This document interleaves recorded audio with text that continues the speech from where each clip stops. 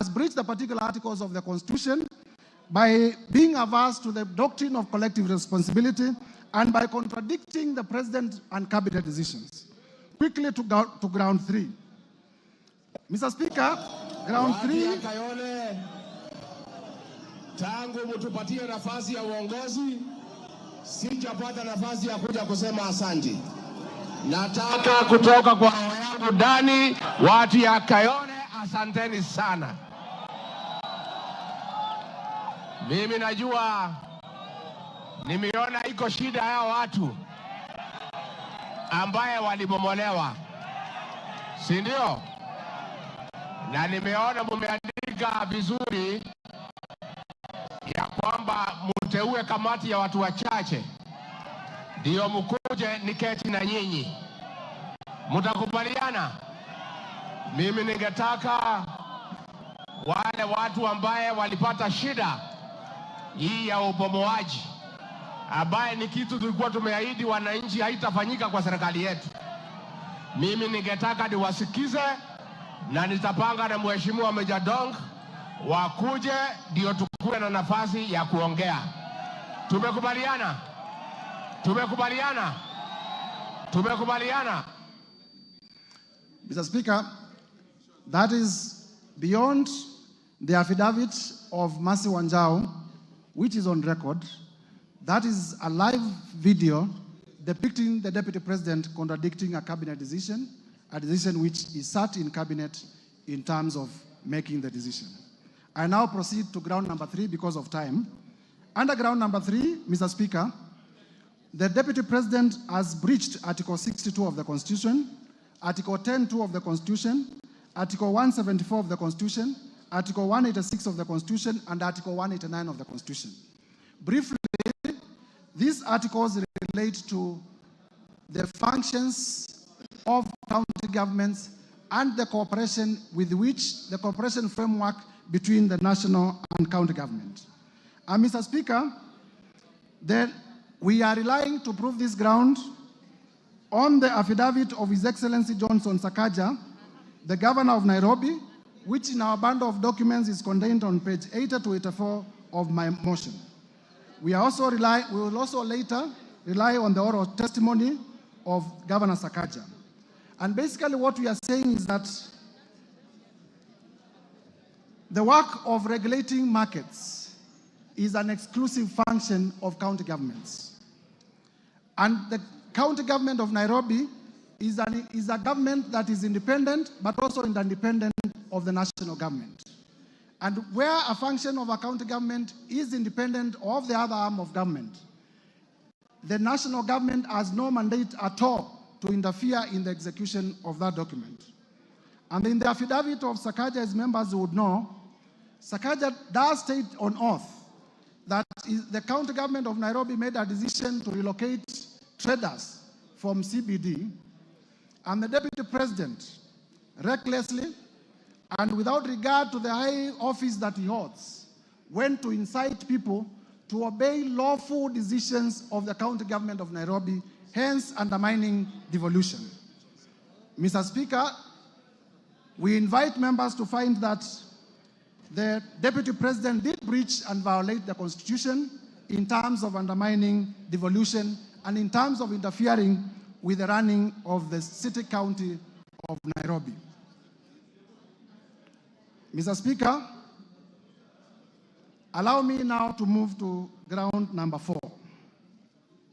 Ground number 4 is about intimidation and the vilification of judges, which is contrary to Article 160 of the Constitution.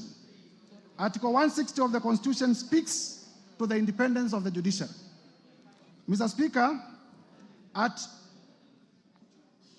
in our bundle of documents, at page 145 to 163, we have attached the decision of Lady Justice Esther Maina, where the Lady Justice Esther Maina found that 200 million shillings assets of His Excellency GACHAGUA were proceeds of crime and directed that the same be forfeited to the state. Mr. Speaker, you see, in terms of rule of law, Parliament makes laws. The judiciary interprets those laws and makes decisions.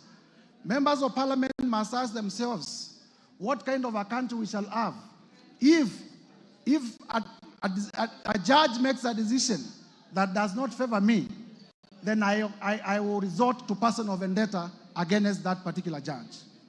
Mr. Speaker, I will be playing shortly a clip where the Deputy President did threaten to occasion the removal of Justice Esther Maina on ground of our finding that he was culpable of money laundering. I request the media team to play the clip in evidence.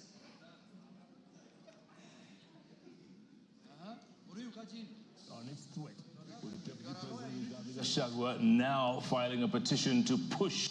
Now we begin the bulletin with the war on the judiciary, where Kenya Kwanza administration is making good on its threat, with the Deputy President Rigathi Gachagua now filing a petition to push for the removal of a judge from office. Gachagua says he will on Thursday file a petition with the Judicial Service Commission to push for the removal of Justice Esther Maina, who handled an economic crimes case against him in 2022 for alleged corruption and misconduct.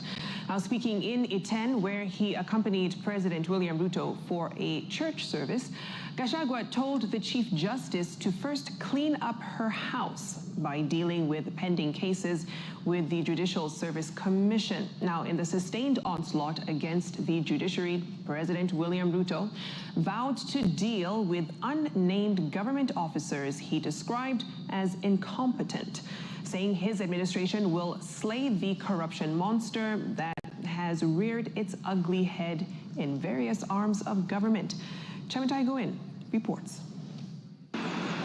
After Chief Justice Martha Koome invited Kenyans with complaints over the conduct of judicial officers to submit their lamentations to her office, the Kenya Kwanza administration, through Deputy President Rigathi Gachagua, has taken the challenge, with the DP announcing that he will file a petition this week. Amechallenge sisi tutoe ushahidi. I will lead by example. On Thursday, this coming week at 2:15, I will personally present a petition before Lady Chief Justice Martha Koome against Justice Esther Maina for her removal from the judiciary for misconduct and corruption. Mimi mwenyewe nitaongoza, because sasa unajua sasa si ametuliza. Sasa tuko tayari, mimi ndio nitaongoza kwa executive. Gachagua reliving his July 2022 incident where 202 million shillings was seized to the state after Justice Esther Maina ruled the money was proceeds of corruption, having been acquired through dubious means. Huyo judge, through corruption, declared my hard-earned wealth,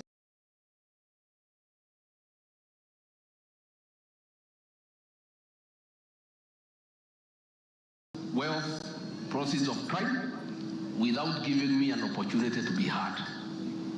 Against the rules of evidence, where he who alleges must prove, we made an application to cross-examine the investigator akakataa, kwa sababu anajua there is no case. Na evidence tuko nayo vile ilifanyika.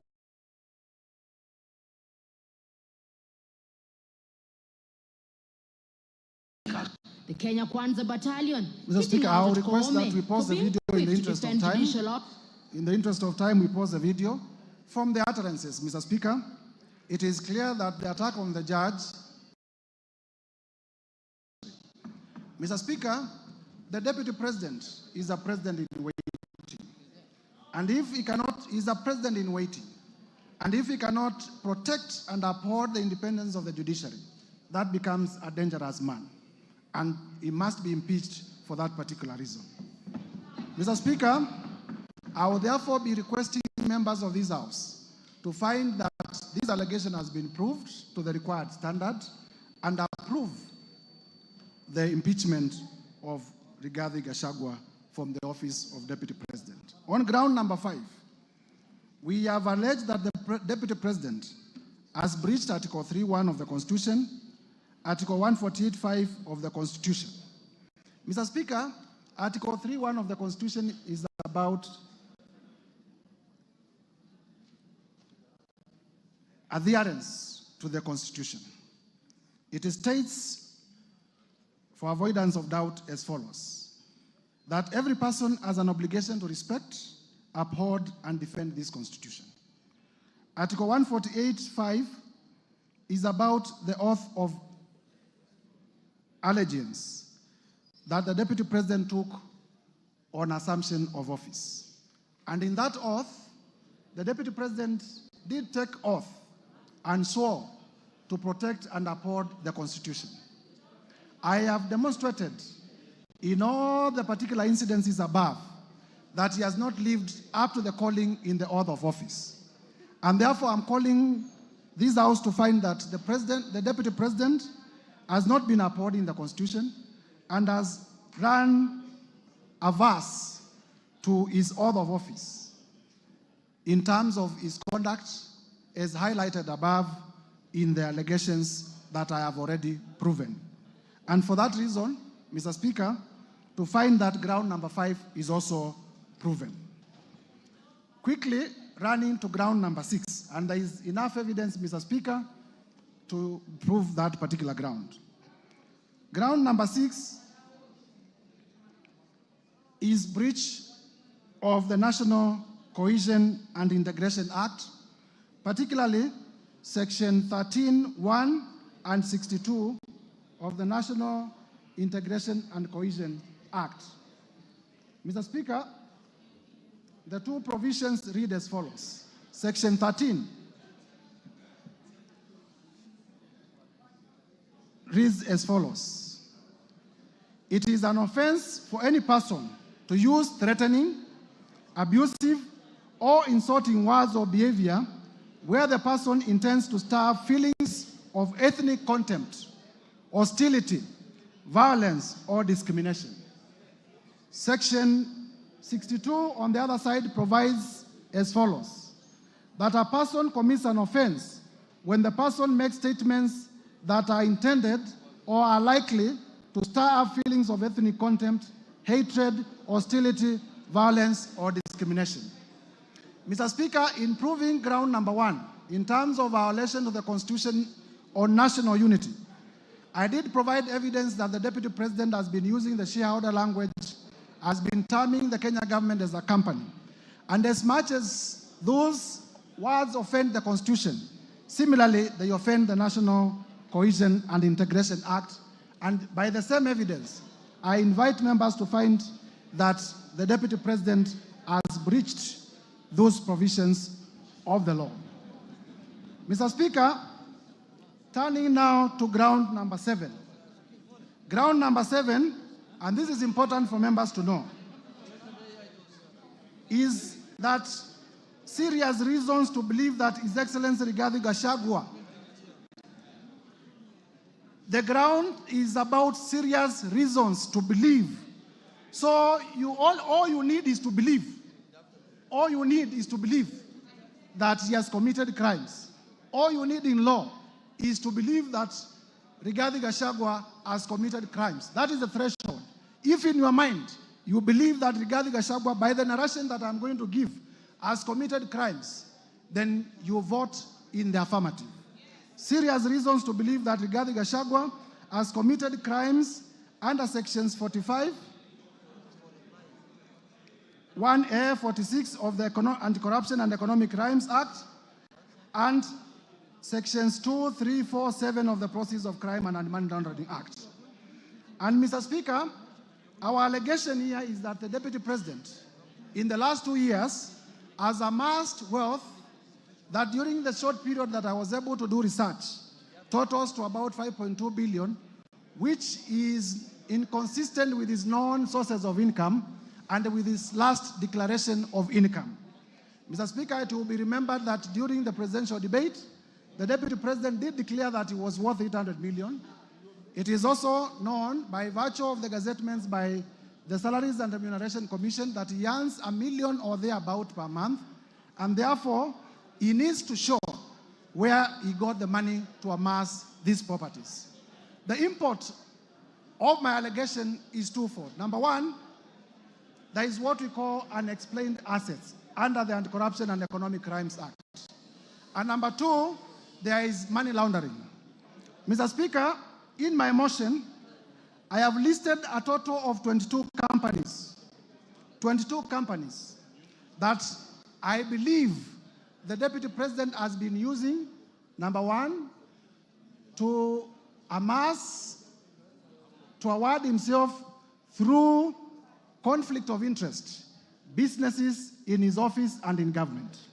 And number two, to purchase properties using unexplained sources of income. Mr. Speaker, it will be remembered that yesterday during the televised interview, the Deputy President went through all the companies and they did not deny that either of them belongs to him. All he did was to say that he registered some of them before he became Deputy President. I am not interested in the time that the companies were registered.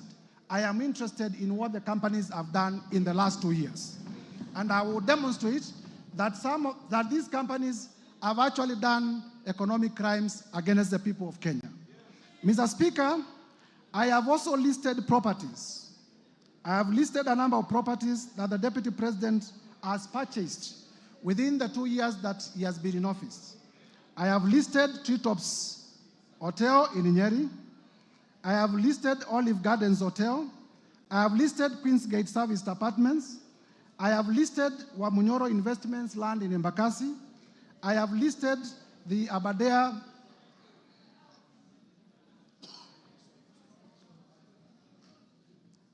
Treetops Hotel, Outspan Hotel, Olive Gardens Hotel, and the Vipingo Beach Resort. Mr. Speaker, you will be told by the defense that some of the properties that I've listed do not belong to Rigathi Gachagua, but they belong to the estate of Meru Gachagua. Mr. Speaker, as you listen, please know that this man is not fond of telling the truth. And I will prove to you, and I want you to listen to me very carefully, that Mr. Rigathi Gachagua, it is true that he was one of the administrators of the estate of his late brother. It is easy to hide under the dead because the dead cannot come to give evidence. But also, there are documents.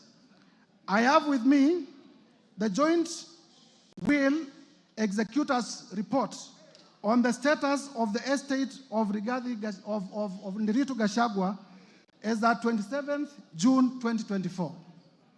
This is a valid document that is part of our bundle of documents, and that also I have seen is part of the documents that came through public participation. And in this document, what the Deputy President has not told Kenyans, and listen to me, because the Deputy President actually committed another crime yesterday, misleading Kenyans. What the Deputy President has not told Kenyans is that in those 2 years, he is the one who has bought the properties of his own brother through coercion. And I am not interested, I have no problem with people owning property.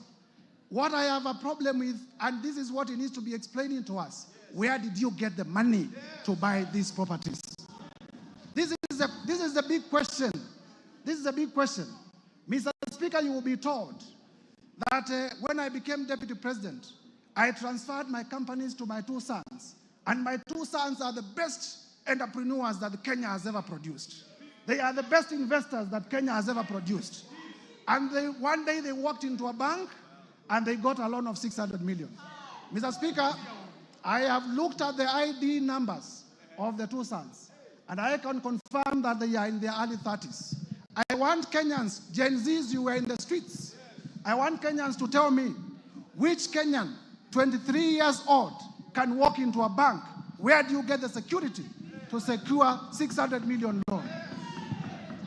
I started by saying, all you need to do is to believe that His Excellency Rigathi Gachagua has committed crimes.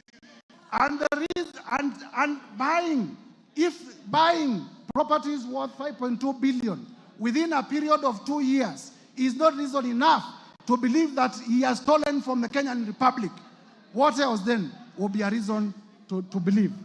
If a 28-year-old can be alleged to have walked into a bank and gotten a loan of 600 million, what else is a serious reason to believe that an economic crime has been done?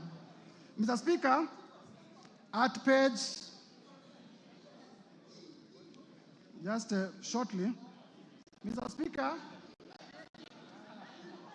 I have therefore proven that the Deputy President indeed is the one who bought through coercion the estate of his late brother. The source of funds to buy the estate is not known. Also in my bundle of documents, Mr. Speaker, there is a company called Crystal, and this is a very interesting company. This company called Crystal is the one that bought Aberdare Safari Hotel. And I have exhibited at page 122 of my bundle of documents a transfer document transferring the ownership of Aberdare Safari Hotel from the original owners to the children of the Deputy President GACHAGUA at a consideration of 535 million. And this transfer, Mr. Speaker, was done on the 22nd November 2023, immediately after the Deputy President assuming office and telling Kenyans that he found empty coffers. He was able, within 2 months, to buy a property worth 535 million in Meru. Which empty coffers did he find? The other day, I have exhibited at page 118 the CR12 of the new company, which shows that his 2 sons are the directors. I have also exhibited the transfer document to show that actually the ownership of the company did shift at a cost of 535 million. And therefore, I believe I have discharged my burden of proof to the required standard. Mr. Speaker, yesterday, the Deputy President said he immediately became Deputy President. He asked his children not to do business with government. But you will realize, because he's speaking from both sides of his mouth, you will realize that even in this transaction about hotels, Treetops belongs to Kenya Wildlife Service. Yes, it is true he has leased. But if you say that you have instructed your children not to transact with government, and then you lease an hotel owned by the government, are you not transacting with government? Are you not transacting with government? And therefore, the live interview by the Deputy President yesterday is a further ground for the Deputy President to be impeached. I can go on and on and on to show that the Deputy President did purchase Kuruwitu Home Resort at a cost of 250 million from the estate of his own brother. Mr. Speaker, you were told also that Vipingo Ridge Hotel is a property within the estate of the late brother to the Deputy President. But I have exhibited in my bundle of documents CR12. CR12 is the document that shows the company directors, showing the children of the Deputy President as directors of Vipingo Hotels.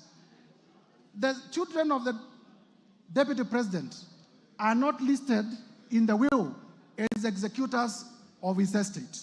So one would wonder, because they are not listed as executors of the estate of the Meru GACHAGUA, then where do they come in terms of owning the Vipingo company? It can only be by way of purchase. It can only be by way of money laundering. Mr. Speaker, one other reason why I have provided the 20-something companies and the properties is also to demonstrate character. Some of these companies have not transacted. It is my prosecution theory that these are special purpose vehicles for purposes of money laundering and for purposes of preparation for money laundering. And therefore, one would wonder why the Deputy President would have so many companies that are not active, except for the reason of waiting for a prime day for them to launder resources from government. Mr. Speaker, I have also listed many companies and suspicious transactions where companies were being paid as much as 100 million from the office of the Deputy President. They are paid in the morning, and at noon, they are withdrawing the money in cash. You are aware that under our regulations, you cannot withdraw more than 1 million shillings from the bank. But I have listed in schedules where in a singular day, as many as 10 transactions, cash transactions, were being done from monies that had been paid from the office of the Deputy President. These are serious reasons to believe that the monies were being withdrawn for suspicious reasons. And for that reason, Mr. Speaker, I believe I have discharged my burden of proof, and this ground is proven beyond the required threshold, and it should be confirmed as a ground of impeachment. Mr. Speaker, allow me to proceed to ground number 8. Ground number 8 is about breach of Section 132 of the Penal Code and breach of Section 129 of the Leadership and Integrity Act. Basically, these are about misleading the public. Mr. Speaker, on this one, I rely on the evidence of the video in the case of Justice Esther Maina, that the Deputy President did mislead the public that Justice Esther Maina was corrupt, simply because she had made a finding that was against him. Mr. Speaker, I also rely on a video that I'm going to play shortly, that the Deputy President did attack the National Intelligence Service in a televised television interview in Mombasa. Mr. Speaker, in that televised interview, and you will see it shortly, the Deputy President misled the Kenyan Republic on several accounts, which I will discuss after the video has been played.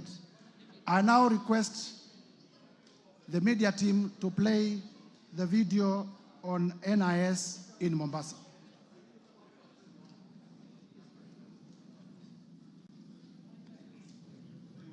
Where did the rain begin to beat us? Where did we stop listening to the people? President William Ruto and I were the darling of the Kenyan people. By listening to them, by engaging them.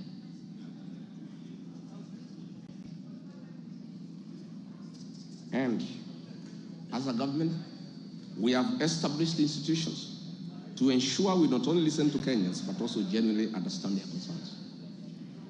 We invest significant resources in these institutions, particularly the National Intelligence Service, for this purpose. It is clear there has been a failure in the intelligence and advice we are receiving, particularly concerning crucial government policies. The President of the Republic of Kenya today has admitted that it has come to his attention that the people of Kenya did not want anything to do with the Finance Bill 2024.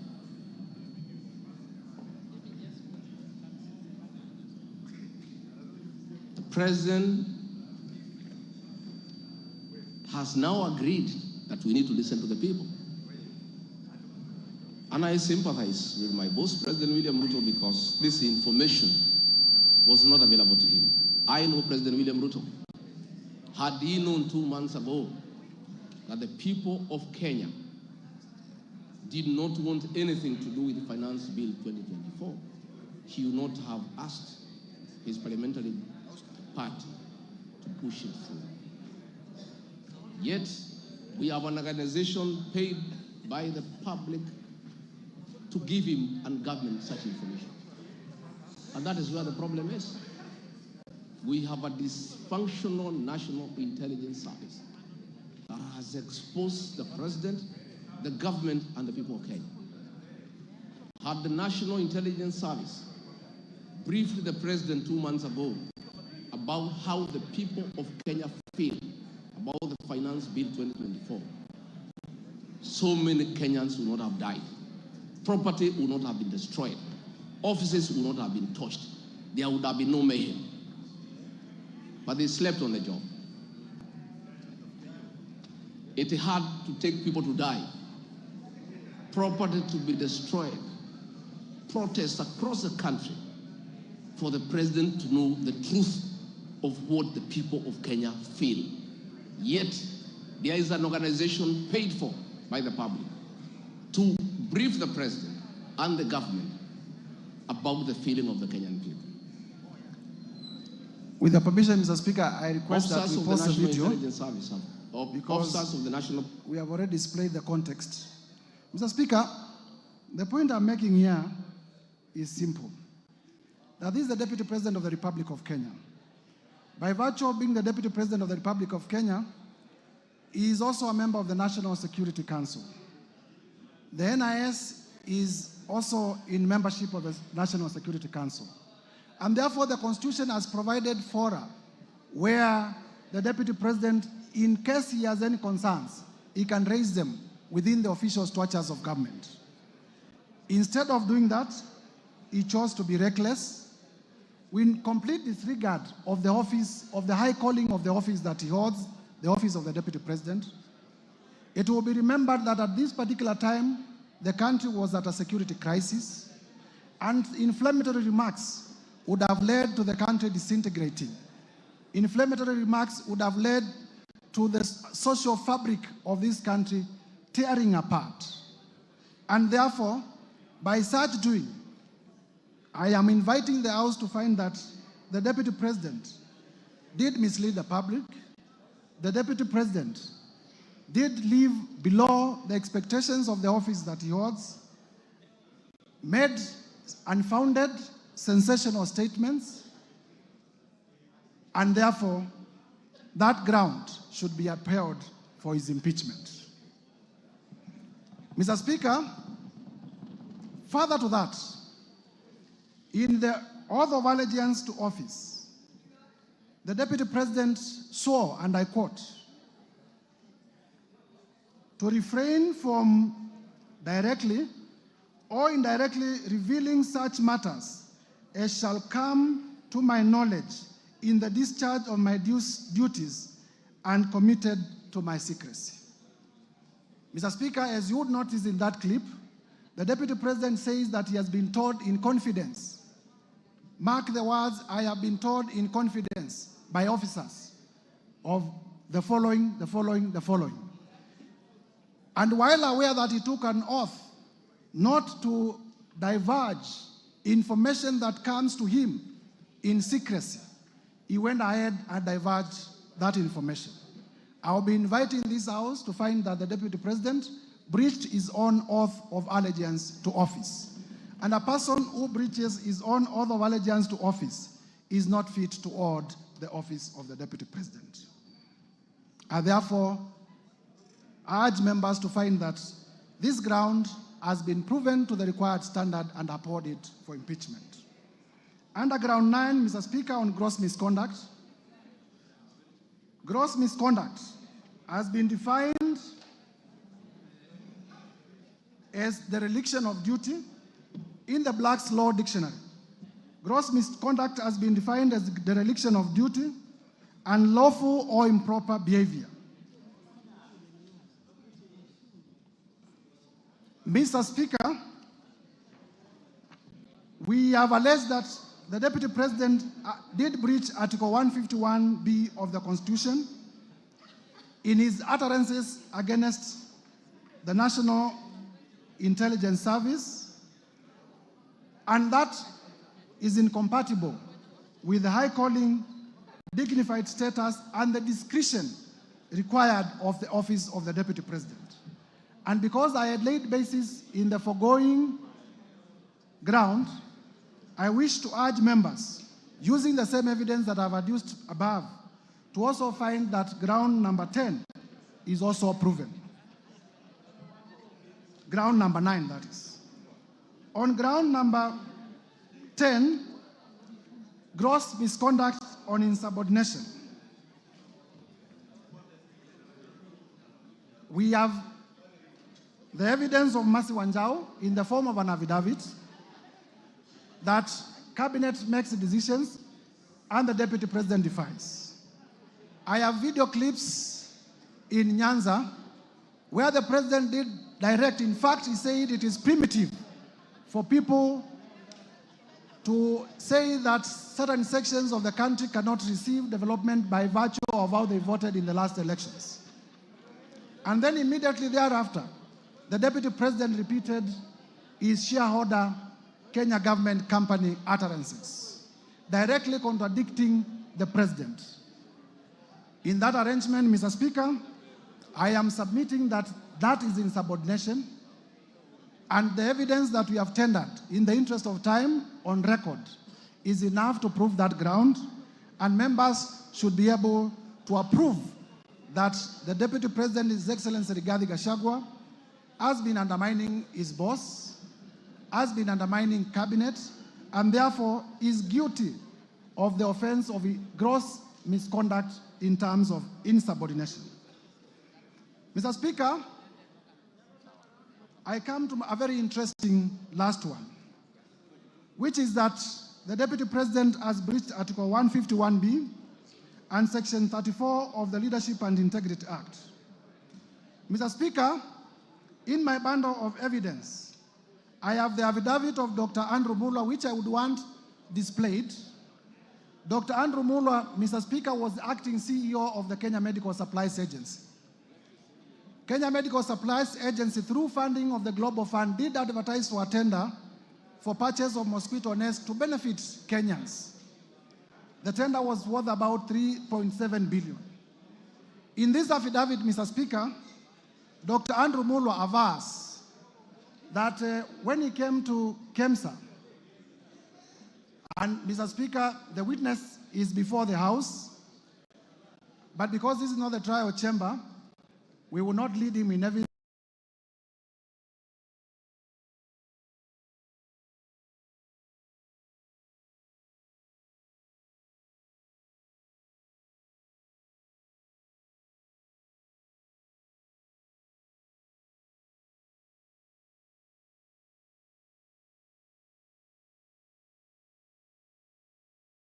Nor will he be cross-examined, but is ready to be cross-examined when we go to Senate.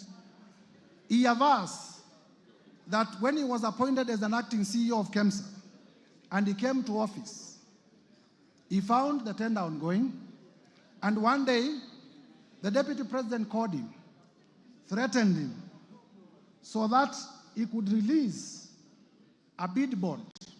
In his testimony, he says that a company that was being fronted by the deputy president, if you allow me just to get where the, because this is important, at page 70 to 76, at page 70 to 76 of my bundle of documents, Dr. Andrew Muller avers that His Excellency Rigathi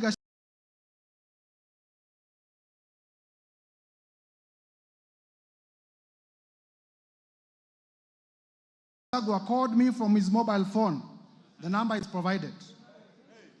On my mobile phone number, the number is provided, and pressured me to surrender to his proxy the original bid bond submitted by Sobika Impex for the above tender.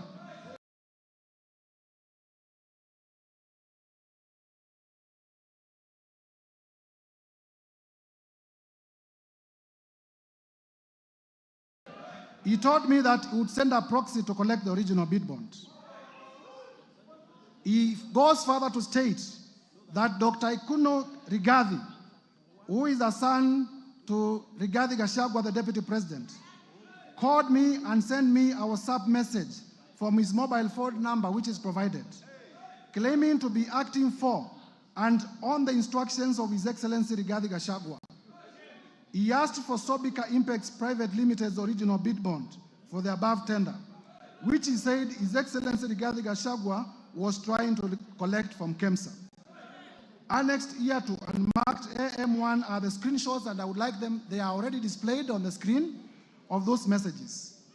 He goes further to aver that Dr. Ekino Rigathi, His Excellency Rigathi Gachagua's son, sent a one Ogora Wilson Okulo of national identity number that to collect the original bid bond submitted by Sobika Impex Limited.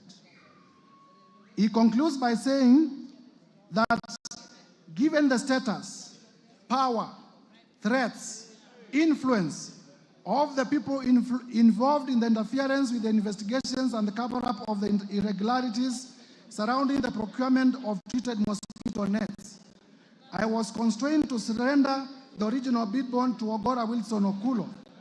In short, members, please listen to this. In short, I was caught in a tricky situation, as there was nothing much I could do as a junior government officer against a sitting Deputy President of the Republic of Kenya. Mr. Speaker, this allegation was admitted by none other than the Deputy President yesterday, live on his interview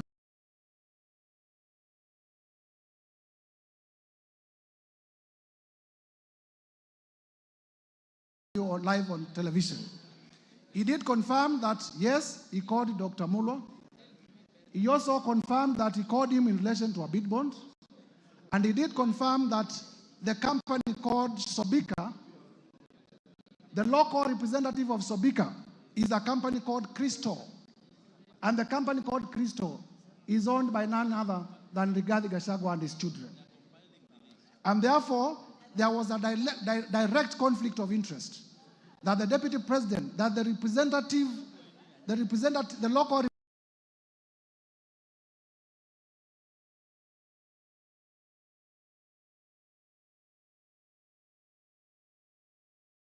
representative of Sobika, which is an international company registered in India, is a company owned by the Deputy President. And the Deputy President is making a call regarding a tender to a junior government officer. I wonder how many other calls he has made. But I do not need to belabor this point, because none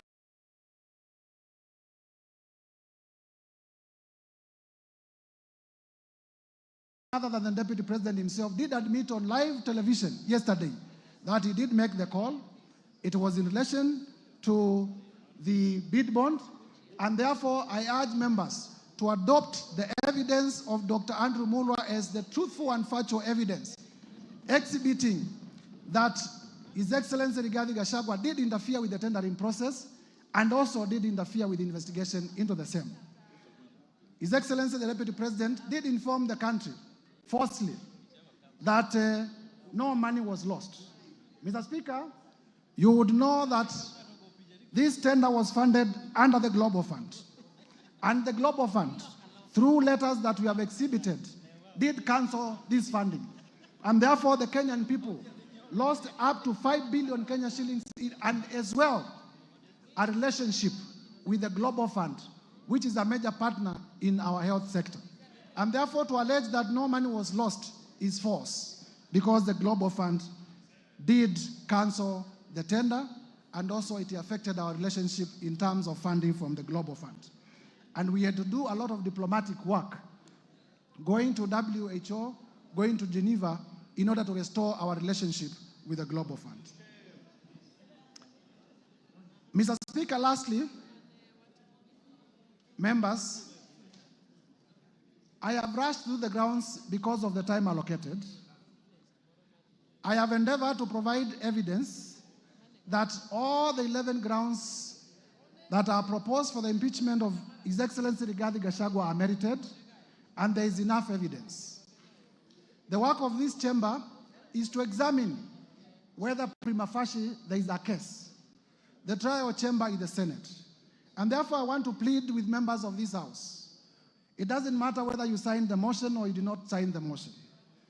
I have endeavored to persuade each one of you individually that this country requires a serious leadership. and His Excellency Rigathi Gachagua is not part of that serious leadership. I have endeavored to persuade each one of you that this country requires leaders who can respect the rule of law. This country requires leaders who can respect the Constitution. And His Excellency Rigathi Gachagua is not one of them. And therefore, I take this time to implore on each one of you, besides our political persuasions, to realize that we want the best for our country. This is the country that we shall bequeath to our children. And if the country is destroyed by reckless leaders like His Excellency Rigathi Gachagua, there will be nothing to bequeath our future generations. And therefore, persuade each one of you, please vote with your conscience, put Kenya first above your politics when you come to vote. Lastly, Mr. Speaker, members of Parliament, if you listen carefully to His Excellency Rigathi Gachagua, and I did say at the time of giving my notice of motion, I have nothing against him as a person. But I was perturbed yesterday because His Excellency Rigathi Gachagua did insult members of Parliament. He insulted the intelligence of members of Parliament. There are members here who are senior lawyers. There are members here who are senior accountants. There are members here who are teachers. There are members here who are accountants. There are members, all of us are respected in our societies. The people of Kenya have elected us to exercise a constitutional mandate in this country. But His Excellency Rigathi Gachagua did say that most of the members of Parliament signed the motion without reading it. That is an insult to your intelligence. His Excellency Rigathi Gachagua, in the live interview yesterday, did say that Parliament is a theater of the absurd. In my training as a lawyer, he who insults the jury, he who insults the jury deserves no mercy from the jury. He who insults the jury deserves no mercy from the jury. His Excellency Rigathi Gachagua has insulted you before Kenyans. I urge you to rise up to the occasion. I urge you to rise up to the occasion. Uphold all the 11 grounds. Uphold all the 11 grounds. Uphold all the 11 grounds. Mr. Speaker, there is evidence that I have not gone through. The whole issue of Wamunyoro investments and the land in Embakasi. I have evidence in my bundle of documents that His Excellency Rigathi Gachagua used his office as the Deputy President, called junior officers at the Ministry of Lands, forced them to forge documents to the effect that Wamunyoro Investment had bought the land in Embakasi long even before it had been registered. Come from, we deserve no development in Ukambani. He has said that the people of Nyanza deserve no development. He has said that the people of Western deserve no development nor appointments from the government.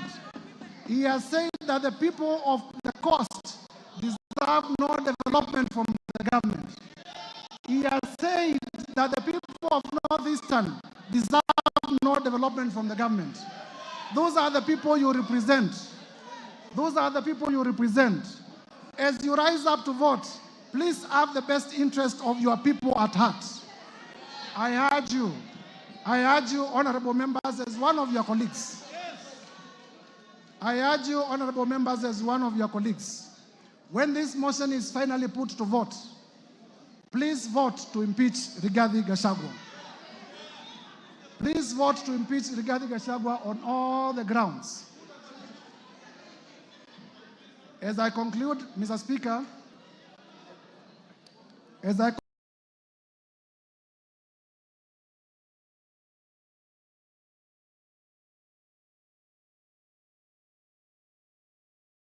conclude, Mr. Speaker,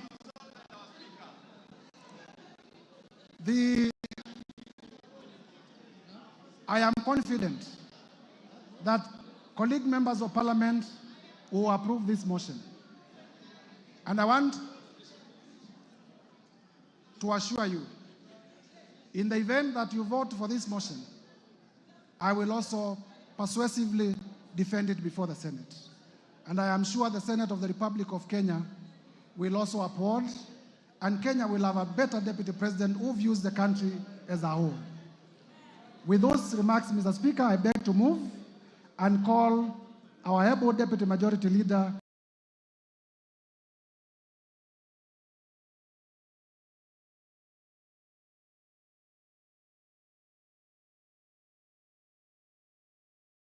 the Honorable Owen Baya, to second the motion. I thank you, Mr. Speaker.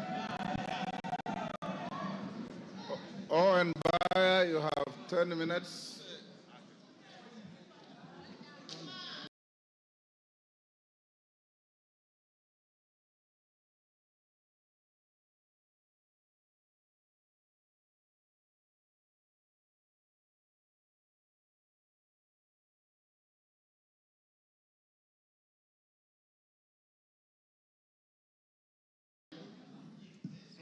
It's okay. Owen Baya, you may proceed. Okay. Thank you very much, Honorable Speaker. Honorable Speaker, I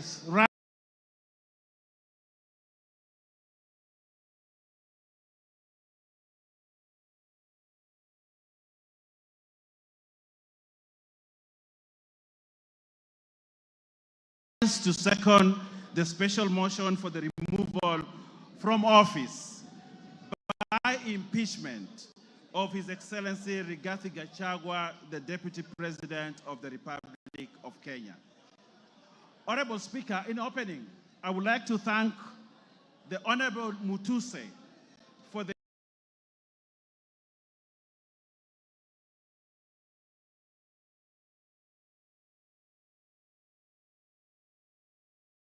courage and valor in tabling and moving this motion. Honorable Speaker, in his address yesterday, the Deputy President called Parliament and this National Assembly a theater of the absurd, a house of ridicule, a house which processes trash. That's what he said about this Parliament.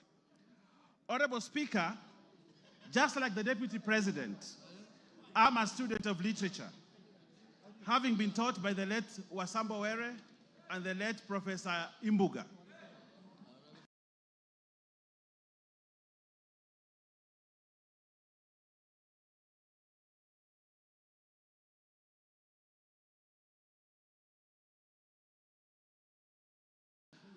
In the definition, Honorable Speaker, of the theater of absurd, a theater of absurd is without plot, is directionless, is laced with stupidity, lacks thoughts, lacks coherence of ideas. It is irrational and logical. If you have read the book by Samuel Beckett, the book by Samuel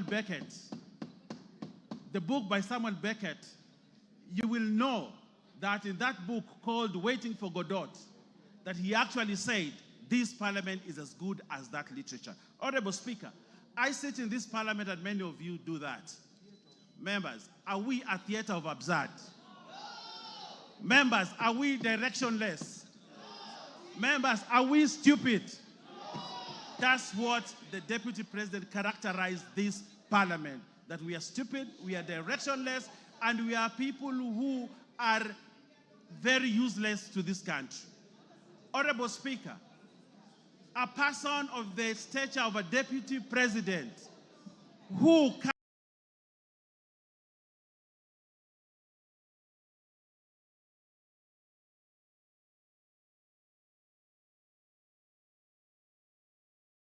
say such things about this chamber does not deserve to continue to become the Deputy President of the Republic.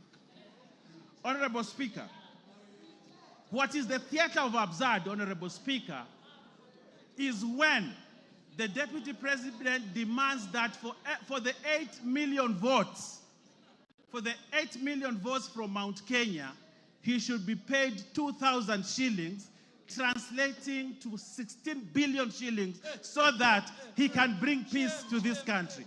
Honorable Speaker, that is the theater of absurd. That is the theater of absurd, Honorable Speaker. Honorable Speaker, the Honorable Rigathi Gachagua has committed impeachable offenses as provided in Article 150, 1 and 2. He has grossly violated the Constitution and has committed crimes under national and international law, as has been ably demonstrated by the mover of the motion. Honorable Speaker, looking at the evidence provided by the mover of the motion, Honorable Speaker, that is enough to impeach the Deputy President, and he must stand impeached by the end of the day today. Honorable Speaker, Article 131E of the Constitution says the President is a symbol of national unity. Read together with Article 147(1), that the Deputy President is the principal assistant of the President and shall deputize the President in the execution of the functions of the presidency. Honorable Speaker, for this to happen, there must be harmony at the top, in spite of how they were elected to office. His shareholding utterances, and we saw the utterances on the TV here, as demonstrated by the mover, on the shareholding. This ensures that there's no harmony at the presidency. But what the Deputy President wants to do is to balkanize this country. Balkanize the country where, like in George Orwell's Animal Farm, there are other people who are more equal than others. And as a parliament, we must refuse to buy into the theory of the Deputy President, Honorable Speaker. Honorable Speaker, the Deputy President has taken himself and wants to be a tribal king of the Murima, ready to break the country, sources of disunity for his own political gain. And this chamber, today, by the end of the day, we must have no Deputy President who wants to balkanize this country. Honorable Speaker, the office of the Deputy President is a high office as established under Article 130. The authority of his office must be exercised within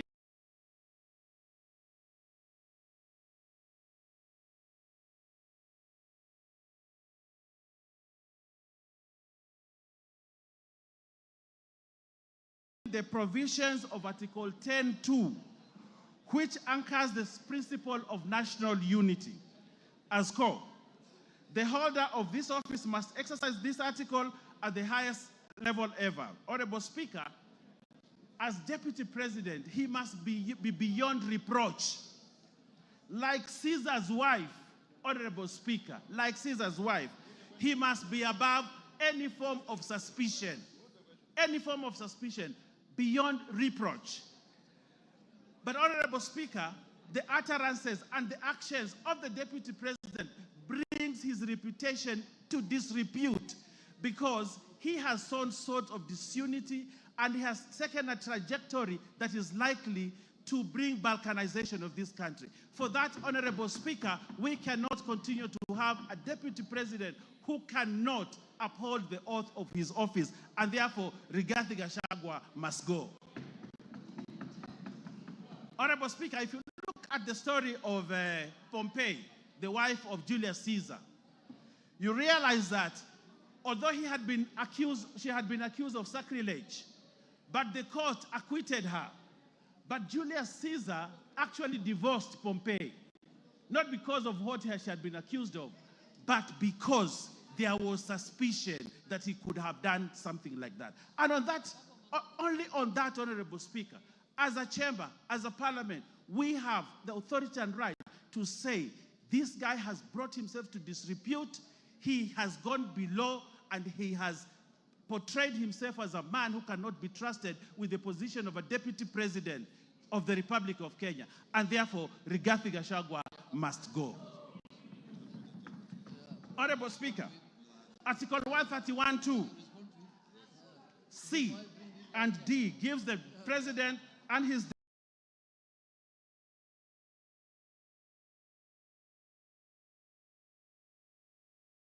deputy the responsibility to promote and ensure the unity of the nation and promote respect for the diversity of the people and communities. Honorable Speaker, the Deputy President has presided over the politics of exclusion, and has championed the rights and resource allocation to only one region of this country. Has the Deputy President exhibited the values of national unity and diversity? No, Honorable Speaker, he has not.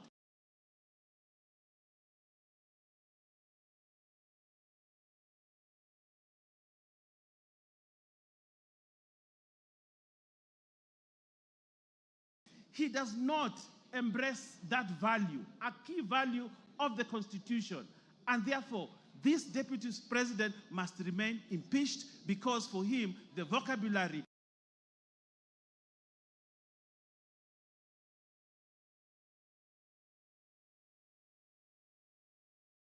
of diversity and unity does not exist in his vocabulary. On that premise, Honorable Speaker, the Deputy President, Geoffrey Rigathi Gachagua, must go by end of today. Honorable Speaker, Article 4, 5, and 6 of the Constitution, read together with the third paragraph of the Constitution of Kenya, reinforces the fact that Kenya is one united, indivisible state. In the same breath, Honorable Speaker, the Constitution establishes the structures of counties as units of sharing resources.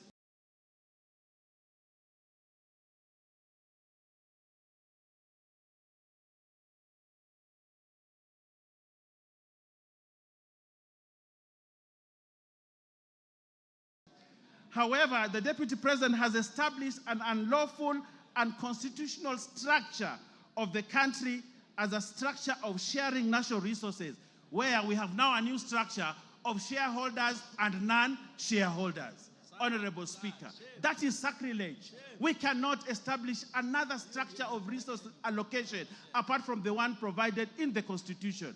But now we have a new structure where those who are shareholders in the country get more resources and those that are not shareholders don't get resources. For that new structure that he's trying to establish in this country, the Deputy President, Rigathi Gachagua, must go. Honorable Speaker, there was a time in this country, Honorable Speaker, if you allow me to say this, and I will ask you to add me a few minutes more to say this, that there was a time in this country when the Deputy Chief Justice, the Honorable Nancy Baraza, was bundled out of office because of impropriety, because of an issue that Kenyans thought was not proper. Nancy Baraza, just pinching the nose of someone. And she was bundled out of office, the high office of the Deputy Chief Justice of this country. That's what happened, Honorable Speaker. Just pinching a nose. And she was bundled out of office.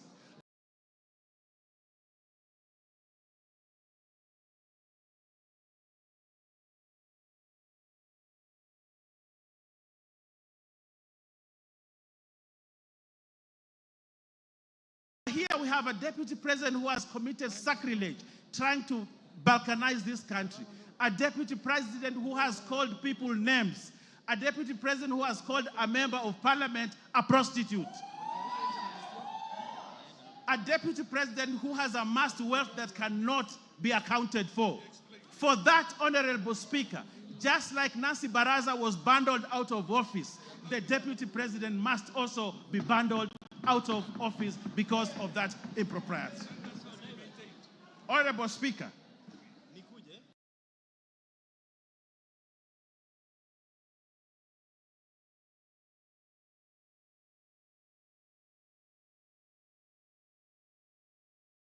we saw the mover has ably demonstrated to us how he took on a judge. But Honorable Speaker, it is not just a judge, it is a female judge. Honorable Speaker, probably he attacked this judge because she was a woman, a lady judge. Where is the place of women judges or women in this country if we have a Deputy President who has no respect for other female or lady leaders in this country? Honorable Speaker, for the abuse on a woman judge, a lady judge, the Deputy President must go. Honorable Speaker, I know my time is running out, but I want to say this in closing. Honorable Speaker, I want to say this. When you ever face an impeachment motion, Honorable Speaker, you'd rather have a rich dead brother who you can shield yourself with. We saw what the Deputy President tried to do yesterday. But I want to tell him that Kenyans are clever and they're ready to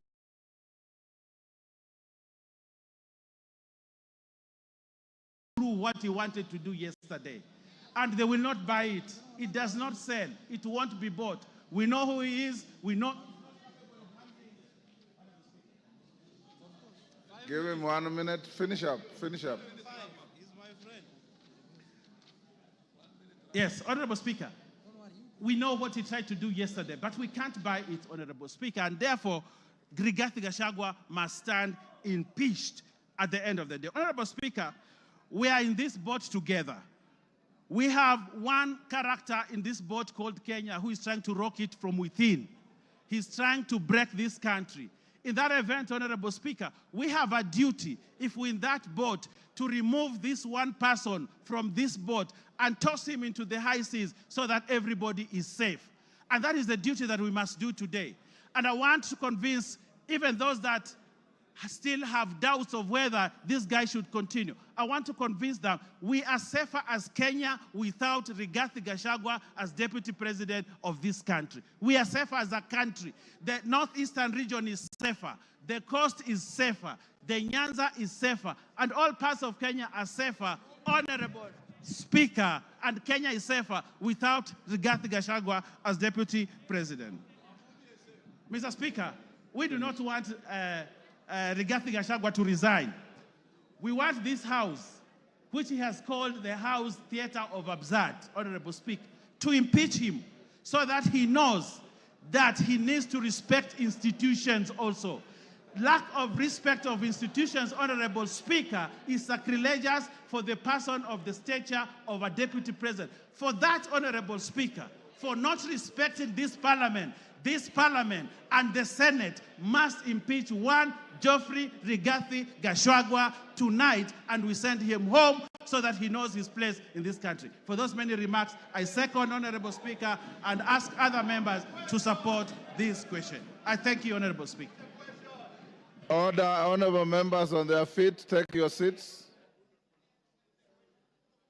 Members on their feet, take your seats. Order, members on their feet. Ruth Odinga, take your seat. Order, honorable members, take your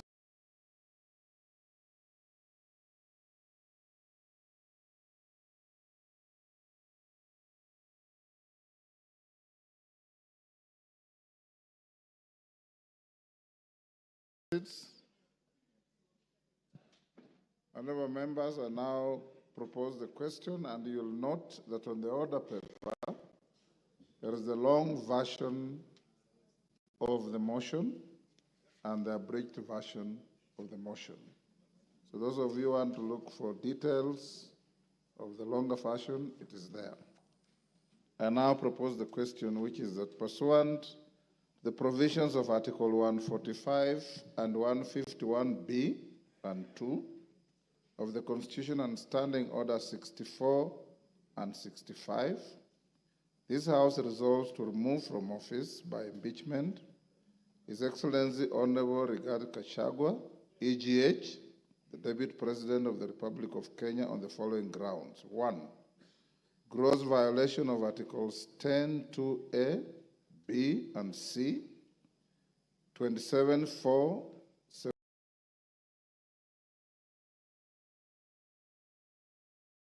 73(1)(a), 2 and B, 75(1)(c), 129(2) of the Constitution and Articles 147(1) as read together with Article 131(2)(c) and D of the Constitution. 2. Gross violation of Articles 174(1) and 152(1) of the Constitution by undermining the President and the Cabinet and the effective discharge of the national government's executive mandate. 3. gross violation of Article 6.2, 10.2a, 174, 1861, 189.1, and the fourth schedule to the Constitution by undermining devolution. 4, gross violation of Article 161 of the Constitution on the institutional and decisional independence of judges. 5, gross violation of Article 3.1 and 148.5a of the Constitution on the fidelity to the oath of office and allegiance. 6, serious reasons to believe that His Excellency the Deputy President has committed crimes under sections 13(1)A and 62 of the National Cohesion and Integration Act. 7, serious reasons to believe that His Excellency the Deputy President has committed gross economic crimes under sections 45(1), 46, 47A(3), and 48(1) of the Anti-Corruption and Economic Crimes Act, and sections 2, 3, 4, and 7 of the Proceeds of Crime and Anti-Money Laundering Act. 8, serious reasons to believe that His Excellency the Deputy President has committed crimes by continuously misleading members of the public through false, malicious, divisive, and insightful remarks that are contrary to the provisions of Section 132 of the Penal Code and Section 29 of the Leadership and Integrity Act. 9, gross misconduct that is incompatible with the high calling and dignified status of the office of the Deputy President, a member of the Cabinet and the National Security Council. His Excellency the Deputy President has publicly attacked and undermined the work of the National Intelligence Service and its officers.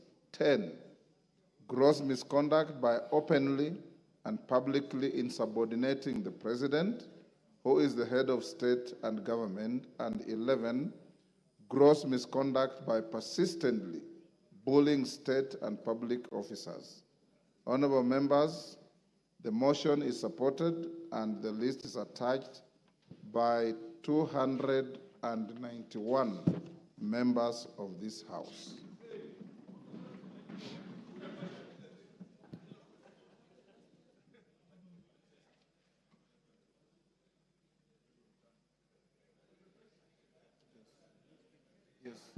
Members, before I open the debate, I received a letter from one Honorable Wandeto purporting to withdraw his signature.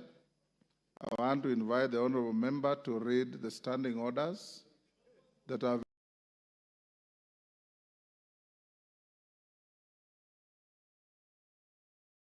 very clear. Once you append your signature to a special motion, once you append your signature on a special motion, you have crossed the Rubicon, and you cannot withdraw that signature. Honorable Otiende Amolo. Thank you, Mr. Speaker. Mr. Speaker,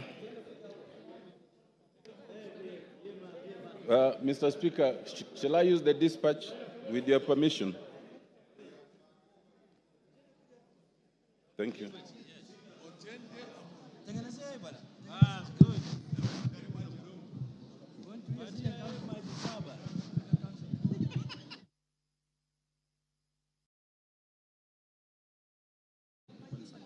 Yes.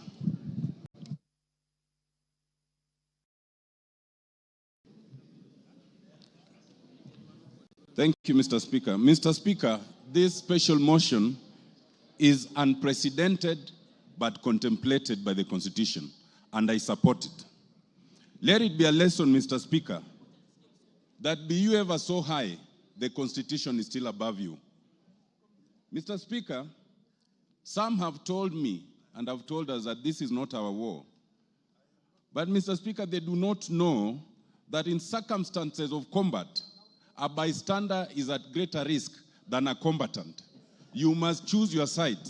And I've chosen, Mr. Speaker, after listening to the display of jingoism by the Deputy President, after listening to the self-entitlement for 2.5 hours, after listening to the disdain of governance institutions, this parliament and the courts, after listening to the DP threatening that parliament and the courts should know that it's not easy to remove a deputy president who had 7.2 million votes. Mr. Speaker, after treating Kenyans as fools by trying to mislead on the intent and purpose of his utterances on the idea of government being a company, it was easy for me to make a decision to cast my lot with impeachment of the deputy president. Mr. Speaker, there can be much to say on the reasons. It is easy, for example, Mr. Speaker, to talk about the confessions of the deputy president regarding 600 million that his son under 30 years was able to acquire. And he says, without tabling any evidence, that it was acquired from a bank. But he admits, Mr. Speaker, more importantly, two things. One, that the property in issue was government property irregularly acquired without the usual procurement processes. He also admits, Mr. Speaker, that the son was able to be given, a moratorium of 1 year not to pay anything while enjoying the proceeds. And the DP thinks there's nothing wrong with that. It is for good reason that the anti-corruption laws in this country do not limit themselves to the individual. They go to the spouse and the children. It is for such reasons. Mr. Speaker, it is also interesting that the DP admits to abuse of office. How does it do that? The DP admits to abuse of office on the issue of KEMSA. It is important, and this bears repetition, that the evidence tabled by the Honorable Mutuse includes an affidavit by Dr. Mulwa. That affidavit at paragraph 5 is very instructive, and it says that the DP's phone calls was aimed at interfering and covering procurement irregularities. And that is on a direct affidavit. But more importantly, if you look at page 69, you will see the SMSs. And that SMS, the son of the Deputy President, Dr. Ekinu Rigathi, has the courage to say that there is a document for His Excellency we are trying to collect, not for himself, not for any other company, for His Excellency. And the fact, Mr. Speaker, that the DP admits to these processes and sees nothing wrong with it is a very serious matter of integrity. But, Mr. Speaker, I'll not speak to all those two. I'll speak to a more fundamental fact. The blatant justification of discrimination and insightful utterances against Kenyans. That is where I want to focus, Mr. Speaker. Mr. Speaker, in this, the DP, and I've gone through the documents, there are various clips where the DP repeats this, that Kenya is a company and those who did not vote for Kenya Kwanza are not entitled to enjoy the proceeds from that company. What worries me, Mr. Speaker, is that with a straight face, the DP could appear on live television and justify these utterances. How does he justify it? He says that he is entitled to do that because there are some partisan political agreements or promises that were made. What does that mean?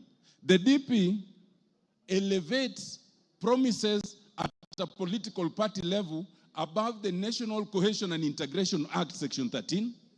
He elevates those promises at a political party level above the Constitution of Kenya. There are 15 different articles that speaks against this.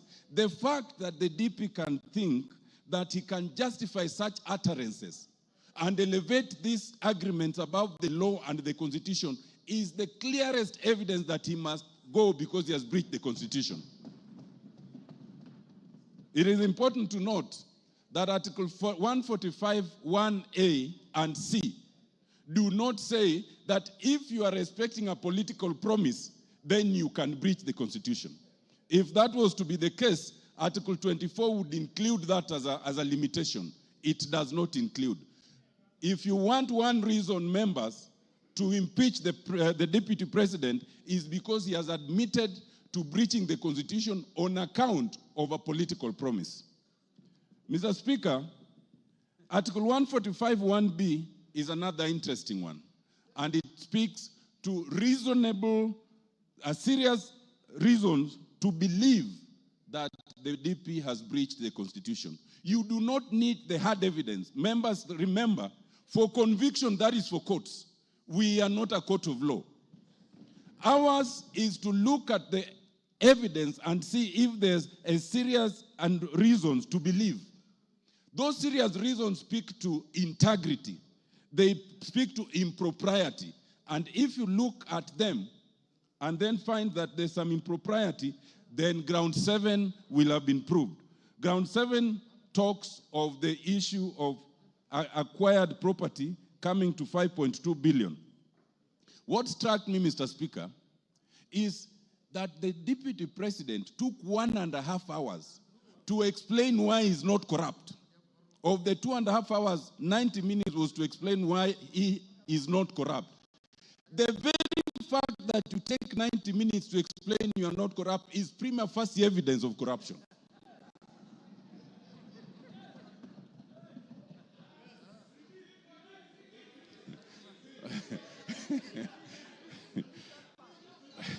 Mr. Speaker, for one who is not corrupt, you can explain it in a sentence, period. To take 90 minutes is in itself prima facie evidence that there's corruption. Mr. Speaker, on the KEMSA issue, other than their affidavit and their interference, the affidavit, the DP then admits interference. Whoever advised the DP to do that live interview could not have had his interest at heart, but has made our work much easier. Because now there are self-incriminations, confessions, and admissions that we can work with. Mr. Speaker, it is clear from yesterday's presentation that the deputy president can no longer deputize the president. The role of any deputy under the constitution is to deputize. Mr. Speaker, I crave for just 2 more minutes.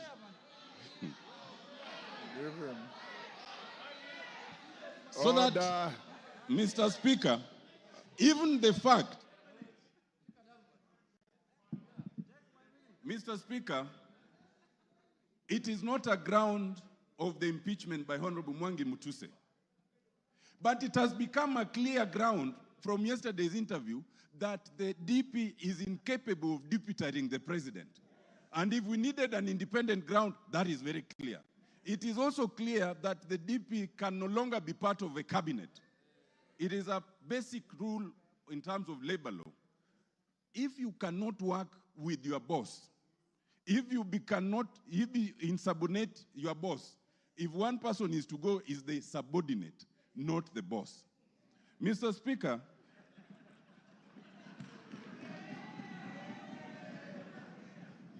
Mr. Speaker, I want to just close by addressing one issue, and it bears address. Some Kenyans, hello, Mr. Speaker, it is important to address this issue. Some Kenyans want us to divert attention from the impeachment that is before us. There's only one impeachment motion before us, and it's in respect of the deputy president. Now, some people have said, kufa makanga, kufa dereva. Now, let me explain to you. First of all, when you say kufa dereva, kufa makanga, you must remember that in that bus there are passengers. And those passengers can die if you are reckless.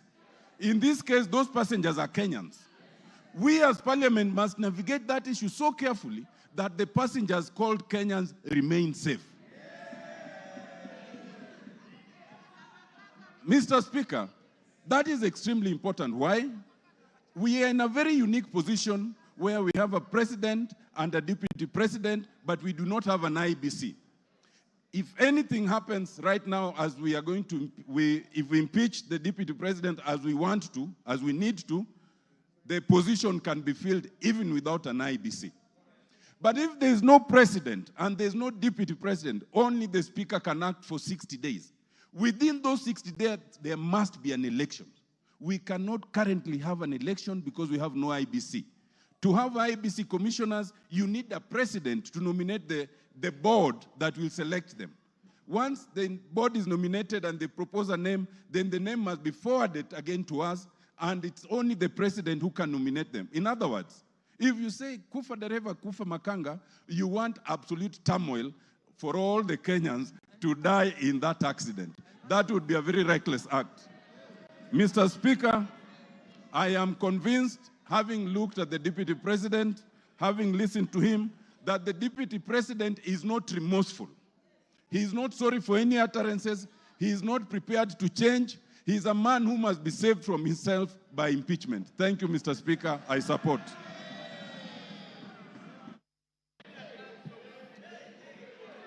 George, order. George Morugara.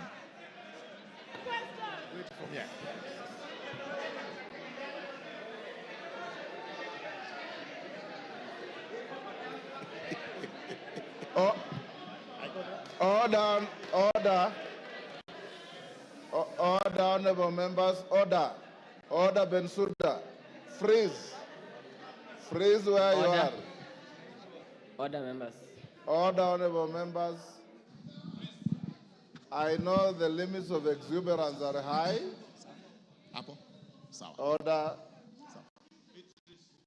Beatrice, freeze where you are. I know the levels of exuberance are high, but let's listen to those who are speaking. There's a lot of requests to speak, and I did tell you that in a motion such as this, Dr. Bukose will not ask to put the question. So let's listen to each other. Of course, the canned and band of debate cannot be ruled out in acknowledging good issues and disagreeing, but let's have some decorum. Those of you who speak, you have 5 minutes. If you can finish earlier, the better, so that many more can speak. Go on, Murugara. And members, when you are given permission to speak, if you wish to come to the dispatch box, do so. If you want to speak from where you are, do so. Thank you. Thank you very much, Mr. Speaker.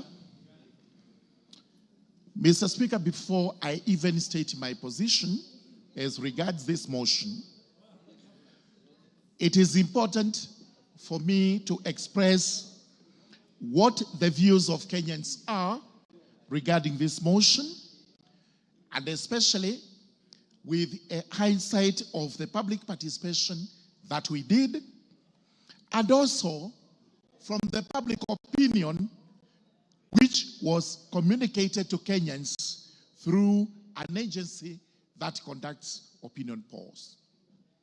It is vitally important to remind Kenyans that through the public participation that we did on Friday and Saturday, it was overwhelming that Kenyans were in approval of the motion, and therefore we must respect their position. We must also remind Kenyans that an agency by the name TIFA has come up with an opinion polling, which again has indicated that Kenyans are in favor of the motion.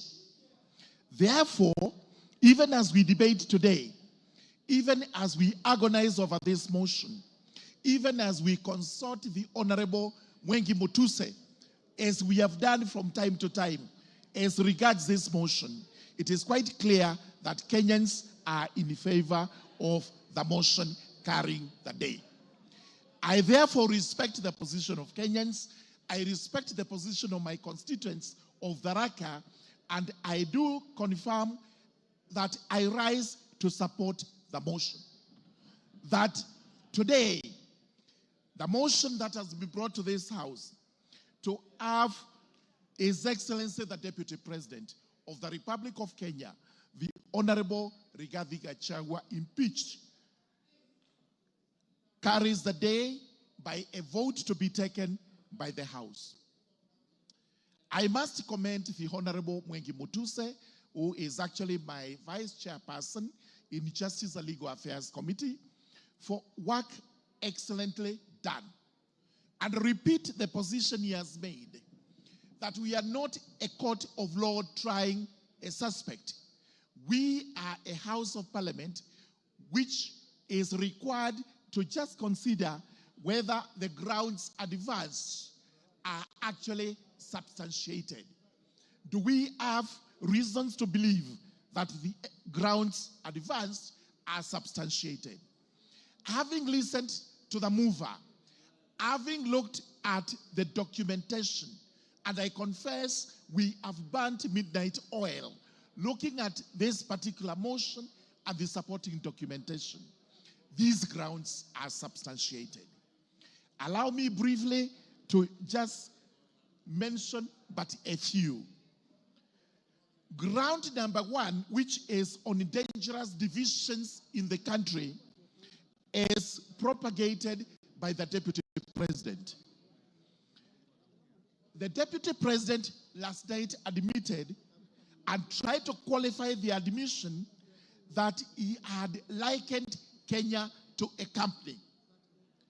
There is total difference between likening the government to a company and stating categorically that the government is actually a company. The Deputy President, in the clips we have watched, was candid in a statement to Kenyans that the government is actually a company and that each one of us has or does not have shares in that company. The net effect of this is, if you do not have shares, then you do not belong to Kenya. If you have shares, then you are more Kenyan than any other person who has lesser shares than you. This is the dangerous division which this House must frown against, and it must hold squarely against the Deputy President. The second admission he made, which is a very strong ground of this motion, is breach of collective responsibility. It has been clearly stated that the cabinet includes the Deputy President. The President is the principal, the Deputy President is the principal assistant of the President. Having breached this doctrine of collective responsibility, and he clearly said he did so because he thought, in his view, in his opinion, it was unconstitutional to have decided the way they decided, clearly shows that the Deputy President is not able to work with the government in which he is mandated to work with. To have actually failed to assist the President so that you speak contra to what the President says is itself subordination, as we have actually been told. The net effect is that even if the Deputy President was actually to survive this impeachment motion, our question is, where would he work? He cannot work with the President because he made another admission that this motion actually has the nod of the President. We have not had any PG, we have had no meetings whatsoever regarding this motion, but he is convinced that the President has a hand in this motion. If that is the case and he survives, who will he work with?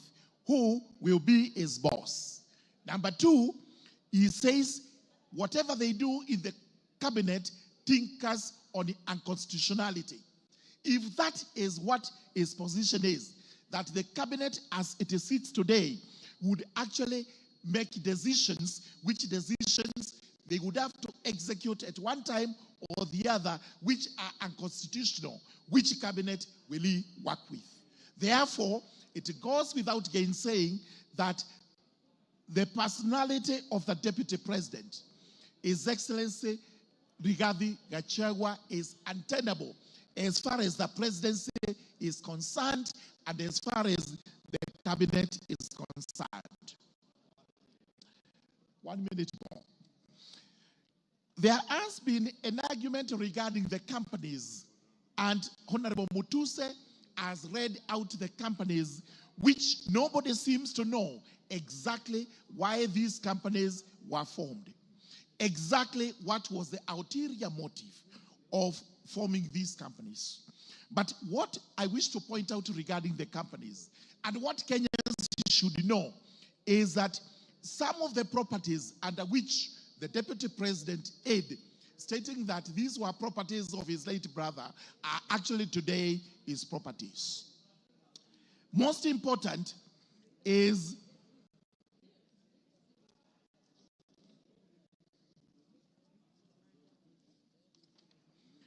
a property known as Kuruwitu Home Resort.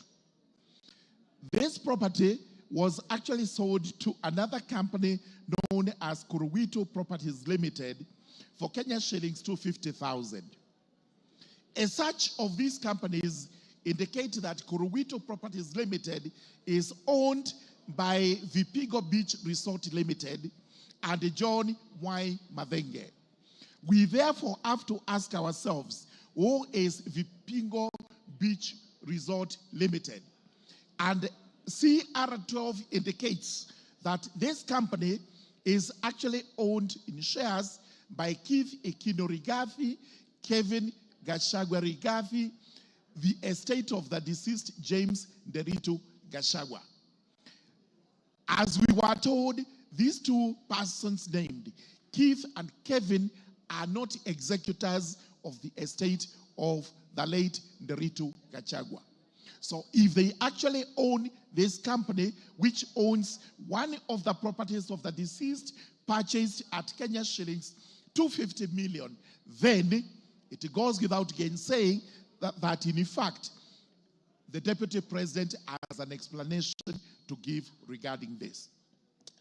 Finally, we've been told about the press statement he made in Mombasa, and this is the evidence of insubordination. The country was on fire. The country was burning. The president actually finished or completed giving what measures he would take to restore the country. The deputy president went to Mombasa, where he gave a statement which in itself was inciting to Kenyans, casting aspersions on the government, casting aspersions on our agencies, and at the end of the day, we have also seen him casting aspersions on the judiciary, which is supposed to be an independent institution. What we are required to do as members of parliament is to prove only one ground. The rest of them may fall or may succeed. But I can assure you, out of the 11 grounds, there is cogent evidence that the deputy president has committed acts inconsistent with his office, acts which in themselves warrant this house to impeach him today as we go to the vote. As I conclude, I urge the House, let us look at the bigger picture, which is the bigger picture of Kenya as a country. What we are doing is not to try and appease one person. We are trying to do this so that the country is saved. And we have always asked the question, the second in command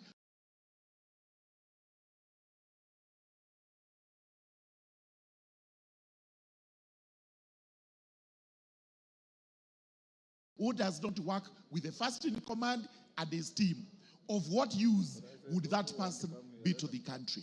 With those very many remarks, I do beg to support this motion.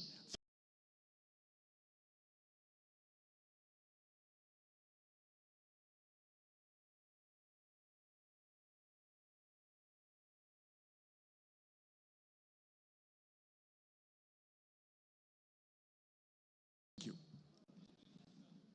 Mishimbogo.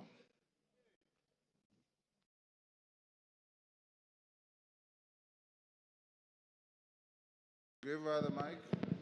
Asante sana.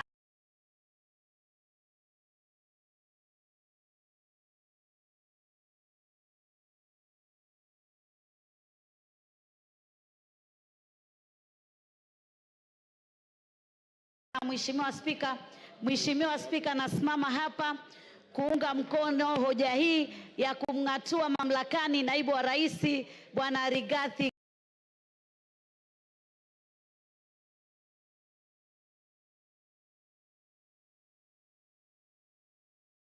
Gachagua.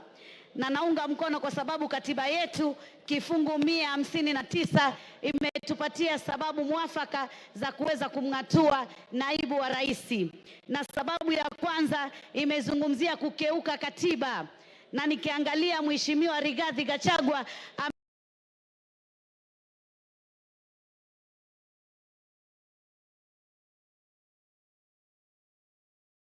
amekeuka katiba, haswa nikiangalia kipengele cha 10 ambacho kinazungumzia maadili ya kitaifa.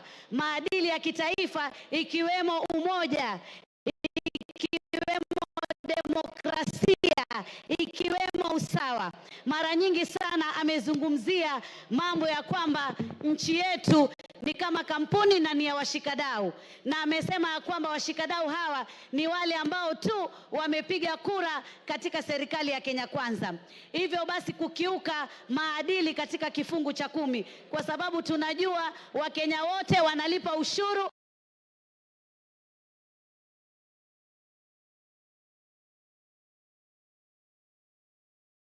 na Wakenya wote wana haki sawia, wale waliopiga kura kwa serikali na wale ambao pia walikuwa katika upande ule mwingine, kwa sababu ni demokrasia. Unaweza kuwa upande wa serikali na unaweza kuwa upande wa upinzani. Vile vile pia tunaona katika kifungu 147 kinasema ya kwamba yeye atakuwa ni msaidizi mkuu wa rais katika serikali, na msaidizi mkuu pia atakuwa ni naibu katika zile kazi ambazo rais anazifanya. Lakini je, vitendo vyake vimeonyesha mambo hayo? Vitendo vimeonyesha ya kwamba yeye si msaidizi. Kuna wakati ule wa Gen Z, wakati rais ametoa hotuba hapa Nairobi ya kutoa mwelekeo wa kitaifa na jambo lile, yeye alikuwa Mombasa akitoa hotuba ambayo ilikuwa inazungumza tofauti na ile hotuba ya rais, na hapo pia akatia fitina katika taasisi zetu za kiserikali na kumlaumu Bwana Nurdin Haji.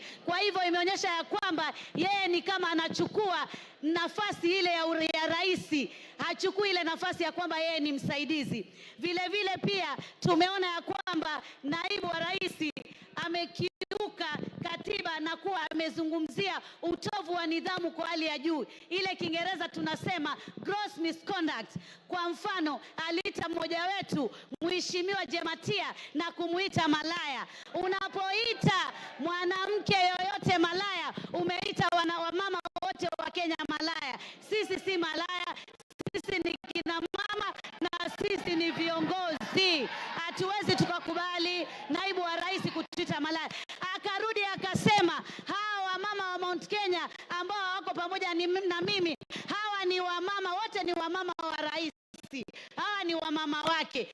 Alikuwa anamaanisha nini? Mheshimiwa Rigathi Gachagua, huna heshima kwa kina mama wa taifa hili la Kenya. Vile vile katika huo utovu wa nidhamu, tunaona sehemu ya Nyandarua alinunua shamba ambalo kina mama walikuwa wamelima mahindi, wamelima viazi, wamelima zile mushiri. Alimweka pale MCA na wakavuruga hiyo chakula yote. Angekuwa yeye ana hekima kama kiongozi, angeacha vikue, watu wavune, alafu achukue hilo shamba. Lakini ni kwamba hana nidhamu na wala hana kufikiria Wakenya kama naibu wa rais, na wala hana ubinadamu. Vile vile pia sababu nyingine inakuwa ya kwamba ukikosa ufanisi, Kiingereza incompetence. Na mimi nataka niseme alikosa ufanisi kwa sababu alisema anapigana na pombe haramu na anapigana na madawa ya kulevya. Akaja kule Pwani, kazi aliyofanya kubwa ni kutukana viongozi, kusema anajua wanauza mihadarati, atawataja, atawashika. Aliwashika. Mihadarati iko ama hakuna? Na hii pombe haramu iko Mlima peke yake ama pia iko kule magharibi, iko kule sehemu ya Nyanza na iko hata hapa Nairobi. Tumuulize yale mamilioni ambayo ameyatumia kwa hiyo kazi yametupatia natija gani? Yamefanya faida gani? Isipokuwa kunyakua ardhi, akiandika kwa jina la mke wake ati atatengeza sehemu za kuweza kunasua vijana kwa jambo hilo. Jambo jingine ni kashfa ya KEMSA. Imezungumziwa vizuri sana vile alivyowezesha watoto wake na makampuni yake na kuiba pesa zile katika kashfa hiyo. Hatuwezi kuwa na naibu wa rais ambaye juzi na jana alikuwa milioni 800, yani kama mali yake. Hivi karibuni ati ni bilioni 5.2. Kwa muda mchache tu pesa hizo umezipata wapi? Pia umedhulumu bibi wawili wa marehemu ndugu yako aliyekuwa gavana wa Nyeri. Utakuwaje upewe flati 10 na wao wapewe 5 na ni wawili na kuna na watoto? Jamani, ni sheria gani? Tunao sheria ile ya Kiingereza.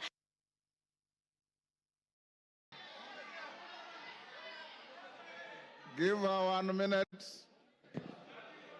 Tunajua hiyo sheria imezungumzia wakati mume amekufa, yani ni mabibi na watoto ndio wanaorithi. Sasa wewe itakuwaje uchukue huo urithi wote? Mpaka hoteli umechukua, ati uliandikiwa, ati ndugu yako alikupa. Jamani, wewe kama makamu wa rais muogope Mwenyezi Mungu na ujue ya kwamba hatuko hapa sisi katika ukabila. Tukiangalia akti ile ya National Cohesion Integration Act inazungumzia yoyote atakayetumia maneno ya matusi, maneno ya kutishia ili kuweza kuleta bughudha katika makabila, yeye anatakikana ashtakiwe na amefanya makosa. Rwanda juzi na jana matamshi ya kikabila yaliwatia katika vita vikali vya kikabila. Na wewe leo unataka kuleta vita katika taifa la Kenya. Tuliona molo clashes na hata wewe unasemekana ulikuwa kwa hiyo maneno. Tuliona Time up. Time up, Mishi. Faith Gitau.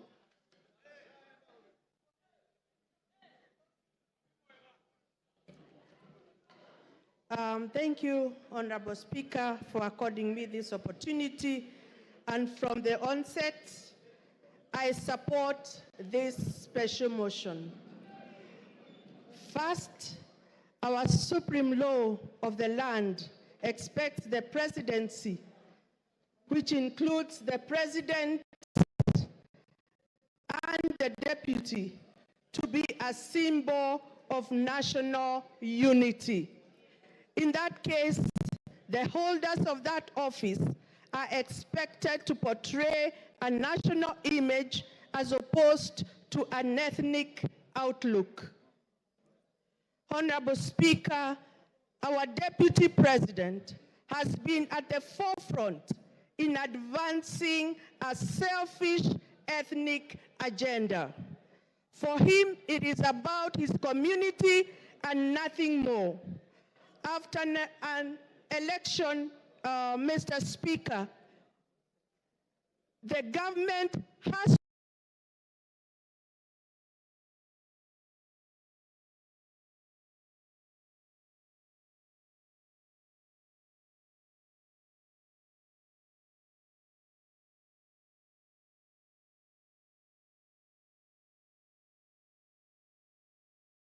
to serve both those who voted for it and those who did not.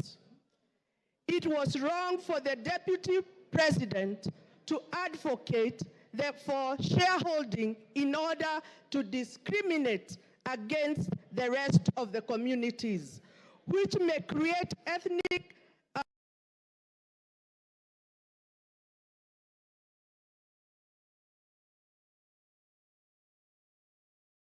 animosity against Mount Kenya region.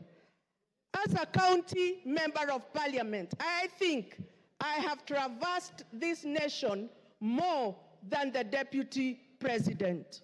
Secondly, Honorable Speaker, the Deputy President, as the second in command, should act as a father figure to members of parliament and the community at large.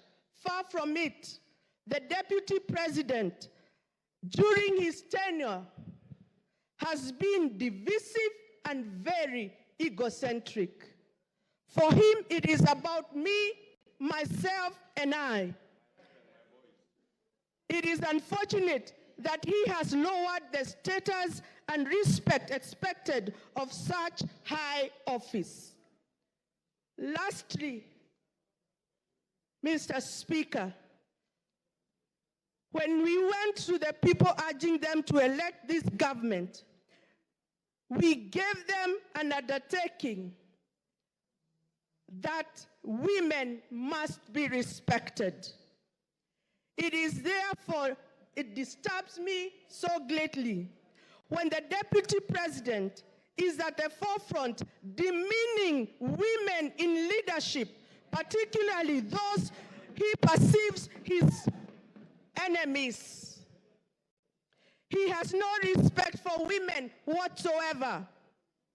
He has made a scathing public attacks on a woman High Court judge. And in addition, he has been attacking women, and especially members of parliament, me and others included in this house. And therefore, he can never, and he has no respect for women, and he can never work with women. And for those few remarks, I support. Makali Mulu. Yeah, thank you very much, Honorable Speaker, for this opportunity. Honorable Speaker, I want to say the following. Impeachment of our Deputy President is a matter of national interest and international interest, and is on the basis of that, Honorable Speaker, that people have to be very careful with what they do with this impeachment. Honorable Speaker, I want to remind the House that we are only one of the many parts of the process. This National Assembly will be making their decision. From there, we'll go to the Senate. And there is also the courts, if need be. And it's on the basis of that, Honorable Speaker, that we must isolate personal issues from issues which make sense to Kenyans.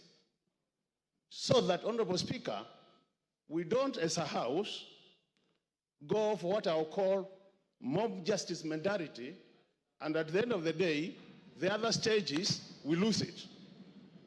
Honorable Speaker, in the past, this House has been thrown under the bus because of this kind of mentality, where we go, make decisions, and out there, when they go to the courts, a number of our acts of parliament have been declared unconstitutional, basically because as members, we come here and we start shouting and assuming that other people there are not watching. Honorable Speaker, what am I saying? I've listened to the grounds of this motion, this impeachment motion, and I've listened to my friend, Honorable Mutuse, making the presentation and trying to justify some of these grounds, Honorable Speaker. I want to pick a few of them and ask myself whether really they meet the expectations in terms of saying that the DP should be impeached on those grounds. The first one, Honorable Speaker, is the issue of demolitions. In this country, Honorable Speaker, when you go to our constitution, it clearly says that Kenyans have a right. They have their own rights. And if the government has made a decision to carry out demolitions, looking at the hierarchy in terms of governance, the topmost person in terms of hierarchy is the president, is not the deputy president. So in a situation where that decision is made, and the deputy president says he doesn't support it, the question is, should you be harassing the deputy president or the president? Because the person who took the oath as the head of the executive is the president or the deputy president. So on the basis of those demolitions, Honorable Speaker, it is going to be very unfair to start saying it is the deputy president who is in supporting the president, because at the end of the day, whose decision did carry the day? That's the question. The second issue, Honorable Speaker, is the issue of shareholding. Honorable members, let's be very honest with ourselves. We are all politicians. We have been voted in. We represent constituencies. How many of you can say that you are not practicing what is being explained in this motion? How many? Let's be very honest with ourselves.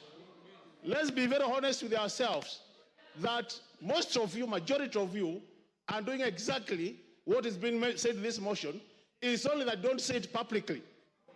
That's the truth of the matter, Honorable Speaker. Honorable Speaker. Yes, Makali Molo, there's a point of order. Yeah, I have no problem, Honorable Speaker. Yeah. I hope I'll be saving my time. Mr. Speaker, on a point of order, my name is Steve Mogaka from West Mogrango. Is the member on the floor in order to speak about what I practice? What does he know about what I practice? Can he restrict himself to what he does and not start throwing aspersions on members of parliament as if he is in their minds and he is in their practices? He's not. Is he not out of order? Yes, Makali. Honorable Speaker, I really don't see any point of order there. I ignore and proceed. Honorable Speaker, the issue of the judicial officer who is being accused as one of the grounds for this. Honorable Speaker. Order, Makali. And Honorable Speaker. There's another point of order here. Point of order. Take your seat. Yeah. Give Farah the mic. Mr. Speaker, is the Honorable Makali, somebody I have a lot of respect for. In order to compare a member of parliament who represents a constituency and the functions of that member and somebody who is the Deputy President of the Republic of Kenya who represents the four corners of this country, and say that because the members of parliament go and develop, my presumption is that he thinks the CDF funds for one constituency cannot be taken to another constituency. But that's a different thing when it comes to national resources and the Deputy President of the Republic of Kenya. Makali, wind up, your time is up. You know, Honorable Speaker, I hope this is not just to drive me to not to say what I wanted to say, Honorable Speaker. I can see a very deliberate move to curtail me from saying what I want to say. Do you want Honorable Speaker, from Nimrod Mbai? Honorable Speaker, you know the thing is, Honorable Speaker, and Honorable Speaker, you need to protect me on a serious. You have been protecting everybody who has spoken. Unless also, Honorable Speaker, you're on the same side of those who are supporting. Because on a serious, Honorable Speaker, I don't think it's fair. You have been protecting everybody else. You can't protect. Order, Honorable Makali Mulu. Order, Honorable Makali Mulu. You've been sitting here since we started. Order, Makali. Not a single previous speaker attracted a single point of order. If any came, the speaker will allow it. Not a single person raised a point of order. In fact, I'm being gracious by asking you, Nimrod Mbai wants to inform you, do you want this information? If you don't want it, you go on. But for you, order, Makali Mulu. You know, when you lose your cool, you also lose the argument. So just be composed, say your bit. The speaker has no dog in this fight. Just say what you want to say, finish, and we give space to somebody else. And any member who wants to stand on a point of order, it's within your standing orders. He has said he doesn't want your information. Go on. You know, Honorable Speaker, with all due respect, people have been making their contribution here since morning. Nobody has been shouting point of order. So, and it's my democratic position to oppose the motion. Order. Honorable Speaker. Go on. Honorable Speaker, I've been elected by the people of Kitui Central to come this house 3 times. And nobody can assume that I cannot make my contribution. Honorable Speaker, I've been saying, on the matter of judicial officer. Wind up. The judicial officer has been accused of corruption-related matters, Honorable Speaker. And there is a court case, or as we are speaking. Are we running away from accountability as a country? When do we allow the courts to do their work up to the conclusion that there's a house we want to make this as a ground for impeachment, Honorable Speaker? This is what we are saying. There is separation of power, Honorable Speaker, and we should respect that. The other thing, Honorable Speaker, the India of officers has been called by the DP. Just called. How many of us here since morning have been called by the President? How many of us here since morning have been called by the Deputy President? Pleading with us to either support or oppose. Can you be impeached on that note? On a serious note, we need to be I'm saying, Honorable Speaker, from where we are seated as a House, you go for mob justice mentality, you lose it at the top there, you are trying to reduce the credibility of this House to the lowest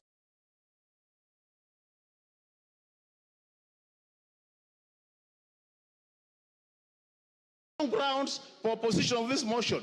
Is it a situation where a thief has been sent to court to catch another thief? This is a situation. Honorable Speaker, this country has much more serious issues than what we are discussing. Mike Twiss. Your time is up. Order. I will now order. Take your seats. Order. Robert Mbai. Mbui. Order, Robert Mbui. Give him 1 minute to finish. Yeah, Honorable Speaker. So I was saying, Honorable Speaker, Kenyans have said that Kitwisen in particular said, kufa makanga, kufa ndereva, kufa mechanic, because Kenyans are more serious issues. And when they die, we want a new renewal of this country, Honorable Speaker. This idea of mob justice, we are not going to allow it in this country. Kenyans have more serious things. I oppose, Honorable Speaker. Millie Odhiambo to speak to the public participation report.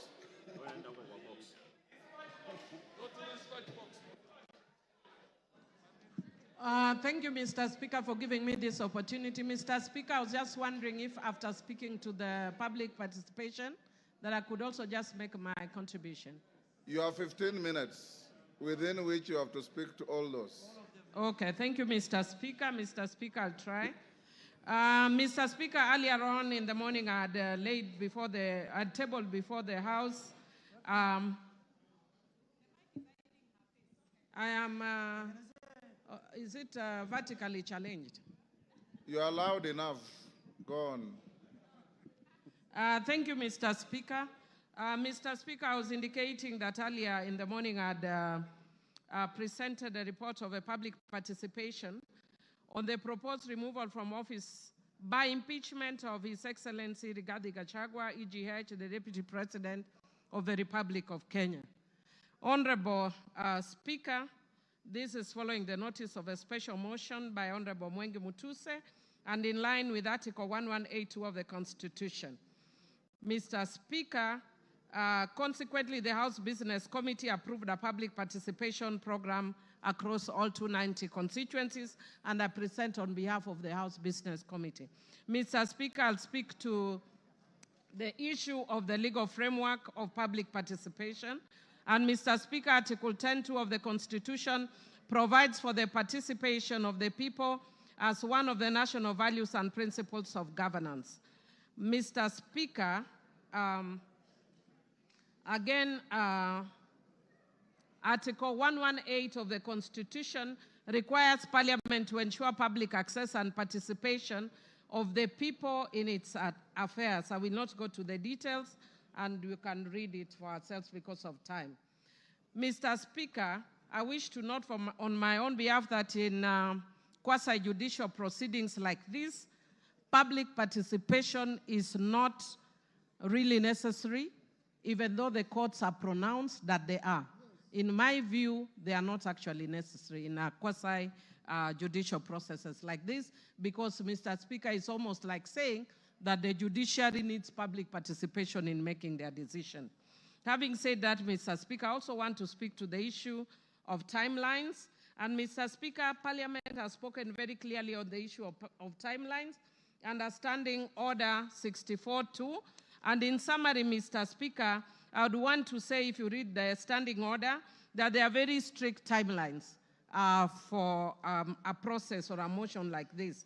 And, Mr. Speaker, in setting the period, the National Assembly was guided by the need to preserve the overarching constitutional principle of acting without unreasonable delay.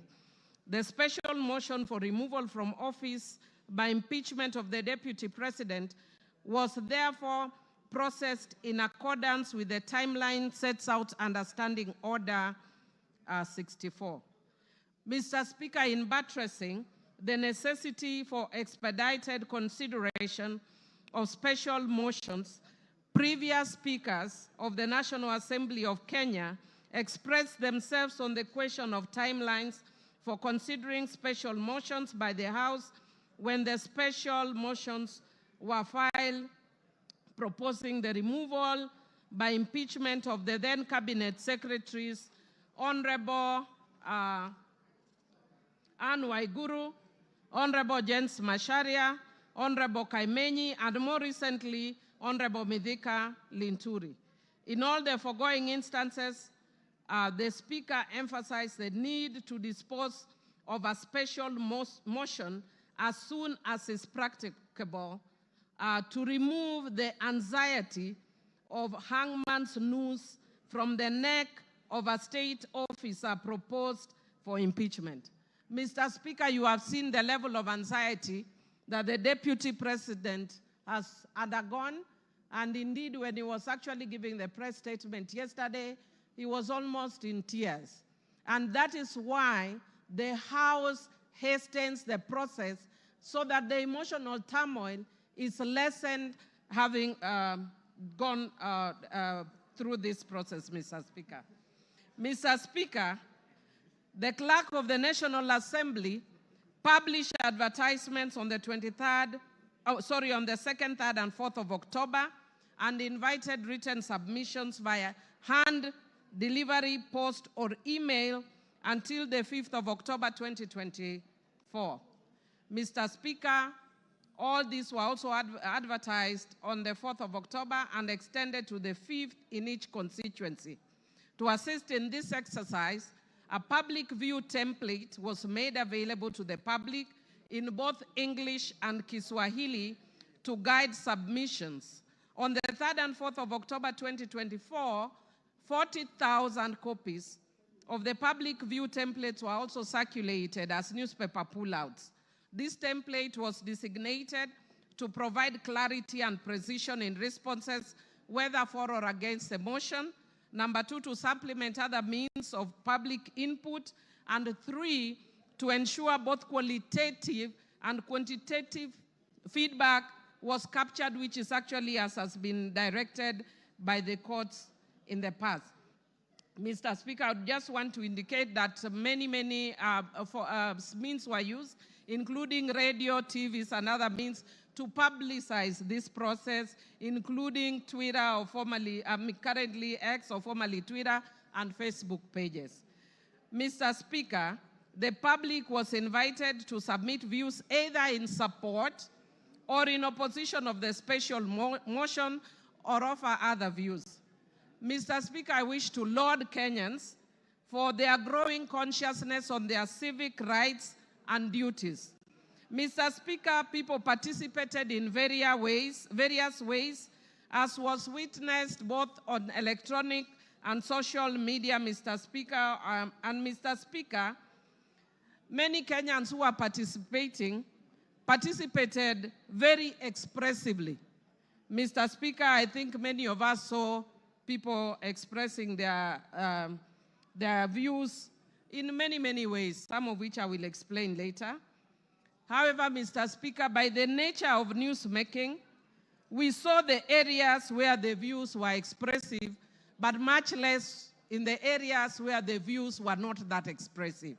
Mr. Speaker, if you look at the report, and I want to download the parliamentary team, they have even captured photos of members of the public giving their views in constituencies very peacefully. But Mr. Speaker, as I want to repeat, that by the very nature of newsmaking, what we will see are the dramatic scenes. And those we saw, I don't think it is shame as such, it's their right and they can share. Mr. Speaker, I wish to indicate I wish to report that based on all that, over 200,000 responses were received, of which 65.1% supported the motion, while 33.81% opposed the motion, and 1.09% offered neutral or other alternative views. Mr. Speaker, some of the members in contributing have actually alluded to some of those alternative views. I've heard the Speaker right before me talking about the issue that Kenya has very many pressing issues.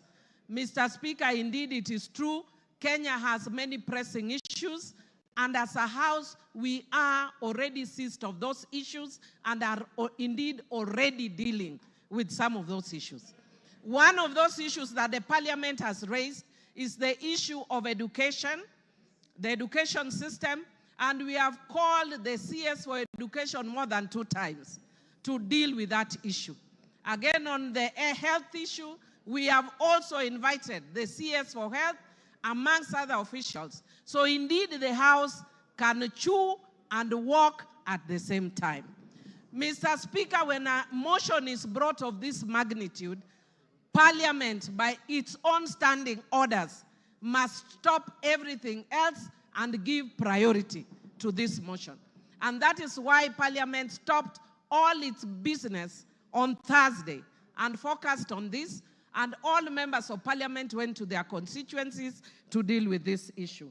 Mr. Speaker, I wish to indicate that given that this is a very special public participation process, a first of its kind, Mr. Speaker, since the Constitution was promulgated, there were some challenges, but which did not affect the overall product of public participation.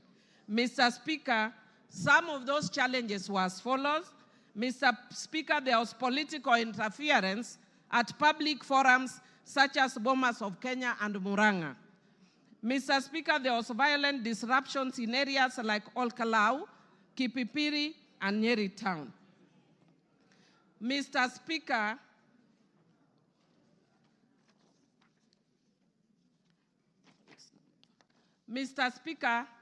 there was incomplete or unclear submission, including forms without identifying information or contradictory responses. Mr. Speaker, there was low turnout in some constituencies due to insecurity, such as in Bura. Mr. Speaker, public expectation for monetary compensation for participation was also experienced. Mr. Speaker, there was late submission of forms and memorandum in some instances. There were threats of violence towards officers and inappropriate language in some email submissions. And Mr. Speaker, there was pressure from some constituencies such as Olkalau and Kipipiri for officers to declare results prematurely. On the whole, Mr. Speaker, most places in the country went on uninterrupted. And the results that I just indicated to you, Mr. Speaker, are based on that. Mr. Speaker, because of time, and I would like other members to speak, I would want to invite members to look at the report that has been tabled by the House Business Committee. Mr. Speaker, I'll just speak very briefly on my own account. Mr. Speaker, I wish to indicate on my own account as a member of Suba North constituency that what we are going through post-2010 constitution, I want to agree with the honorable member that has spoken and said that it's a very important process, because indeed it is. Mr. Speaker, it is a defining moment constitutionally and a first of its kind since 2010. It is both a legal and a political process. Mr. Speaker, the Supreme Court in the Sonko's case confirmed that impeachment is not just about civil liability or criminal culpability, but it's about accountability, political governance, as well as policy and political responsibility. Mr. Speaker, I'll speak very briefly to that in the end, but I want to speak to the issue of grounds. I'll be very brief, Mr. Speaker. Mr. Speaker, there are 3 grounds that have been given under Article 150 of the Constitution. Mr. Speaker, I want to speak to the issue, the 3rd ground, which is gross misconduct. Mr. Speaker, I have actually looked at the Constitution and there is no definition of gross misconduct. I have looked at our laws and there is no definition of gross misconduct. Mr. Speaker, Black's Law Dictionary defines gross misconduct as a dereliction of duty, unlawful or improper behavior. Mr. Speaker, On that account alone, virtually every ground that has been stipulated here would amount to gross misconduct. Mr. Speaker, speaking as a governance expert, perhaps it's one of the areas we may want to change in future in the Constitution. Because I was saddened when Nancy Baraza was removed from office for just touching somebody's nose only. Even pinching, yeah? Touching somebody's nose. So, Mr. Speaker, what I would like to say, Mr. Speaker, is based on these grounds, it is easy to impeach. Mr. Speaker, if you just had me 1 minute, please. Mr. Speaker. Okay, you have 1.5. Thank you, Mr. Speaker. Mr. Speaker, I would just want to say that I've been by nature, I know I'm a very tough person, but by very nature, I'm also very empathetic. And I've been sympathizing a lot with the Deputy Speaker, especially, Deputy President, sorry, especially when he prays, because I'm also a prayerful person. But Mr. Speaker, I would want the Deputy Speaker to learn from this. Deputy President. Sorry, Deputy President. Sorry, I don't know why I keep going to Honorable Gladys. Mr. Speaker, in my book, which I've just released, Rego Beregt, Principle 9, the power of words, taming the tongue. Mr. Speaker, if the Deputy President had been quiet, he would have carried many people in this house. But he did not tame the tongue. And every time he spoke, he's just showing further and further division of the country. And I feel sad as a country that many people, even my friends, because I have many friends in Central Kenya, who are calling me, are not calling me from a governance perspective. They are telling me, please save us Mount Kenya. Mr. Speaker, when will we ever reach a point as a country when we look at governance issues and not ethnic parochial issues that have divided the country for a long time, Mr. Speaker? Mr. Speaker, I do empathize with the Deputy President, and I wish the hand he extended to the President, he had done it much earlier. Mr. Speaker, I hope he learns from the experience of Coriolanus of ancient Rome, who had won many battles, and his fame preceded him. But when he got in politics, his mouth brought him down. Mr. Speaker, I support. Gladys Sholei, not information. There's no one on the floor. Speak. You wanted to speak. Okay, but just allow me to correct one issue that has been raised twice on the issue of Nancy Baraza. Nancy Baraza was alleged to have pinched the nose of someone. It was never confirmed. There was the CCTV footage did not reveal it, and she was found with no guilt on that point. So as a woman leader, I want to correct that. Nancy Baraza served this country faithfully. So let us correct the Hansard. Thank you. Go on. Honorable Speaker, I can proceed. Go on. Yes, I am. Okay. Honorable Speaker, thank you very much.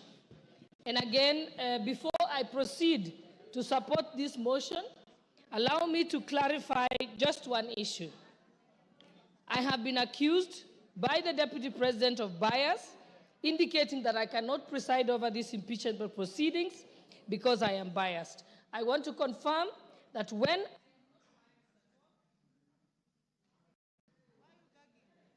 Okay, thank you. I want to confirm that I'm not biased at all.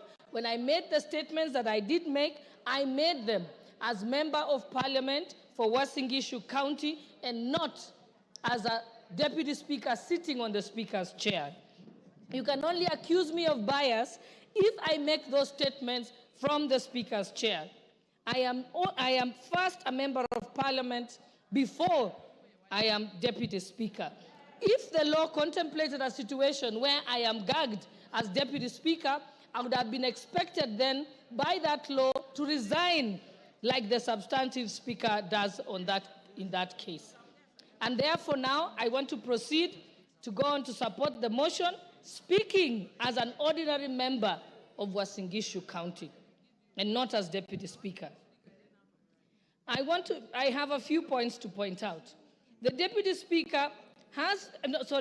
President has been engaged in various conducts that meet the threshold for impeachment. One, on numerous occasions, he has insisted that Kenya is a company of shares, and this is contrary to the Constitution, Article 10, and also our national values. I also want to bring attention of the House that he has contravened his oath of allegiance. When he took his oath of allegiance, he says, in full realization of the high calling, I assume as Deputy President of the Republic of Kenya, I swear and affirm that I will be faithful and bear true allegiance to the Republic of Kenya. The oath of allegiance does not mention Murima, it does not mention Mount Kenya. He bears allegiance to the Republic of Kenya, not to his wife and not to his sons. So he has gone against his oath of allegiance.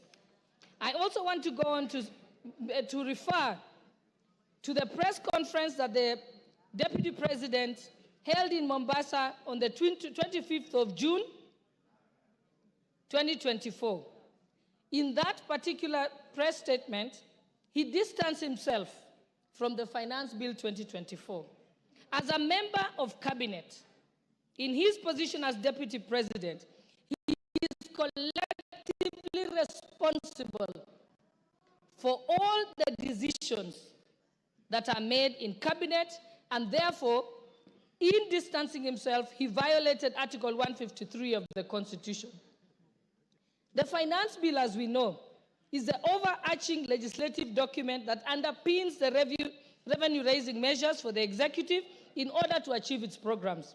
If the Deputy President did not agree with the decision of Cabinet on the Finance Bill, he ought to have held his peace and his tongue or resigned as a member of the Cabinet. There is no two ways about it. And furthermore, by the mere fact of holding a presser at a time when the country was in crisis, when the President has addressed the nation, he went on to have his own one-man show of a presser. That is the greatest definition of gross misconduct.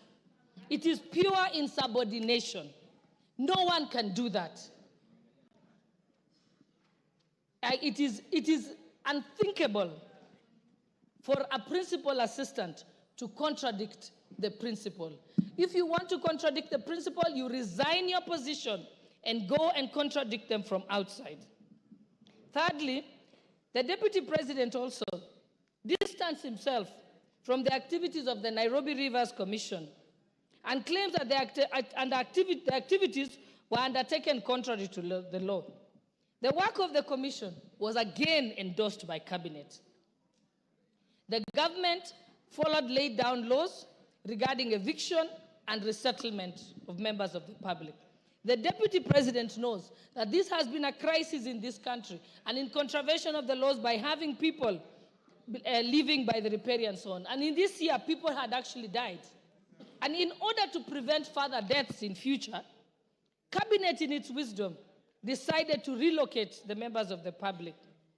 And again, he again failed to take collective responsibility with Cabinet, did not resign, but went on to countermand the decisions that had been made in Cabinet.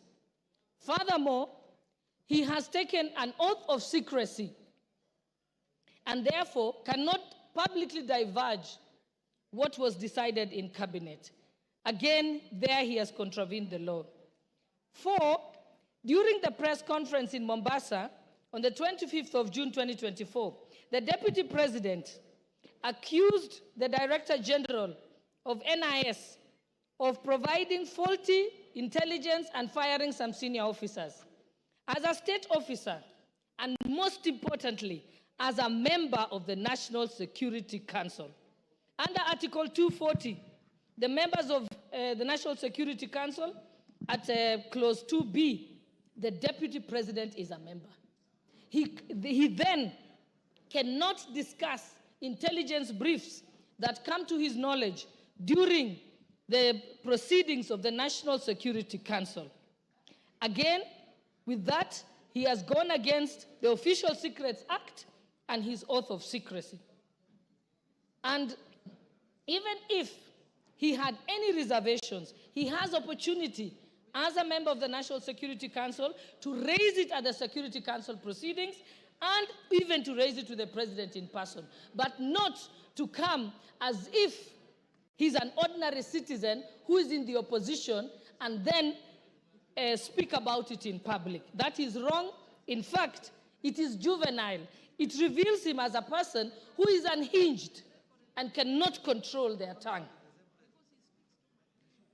5, during the rally in Githurai, Nairobi, which was presided over by the Deputy President, with some members of Parliament present, he was involved in leading chants that said, Ruto must go. Ruto is a one-term president. He never denounced those statements.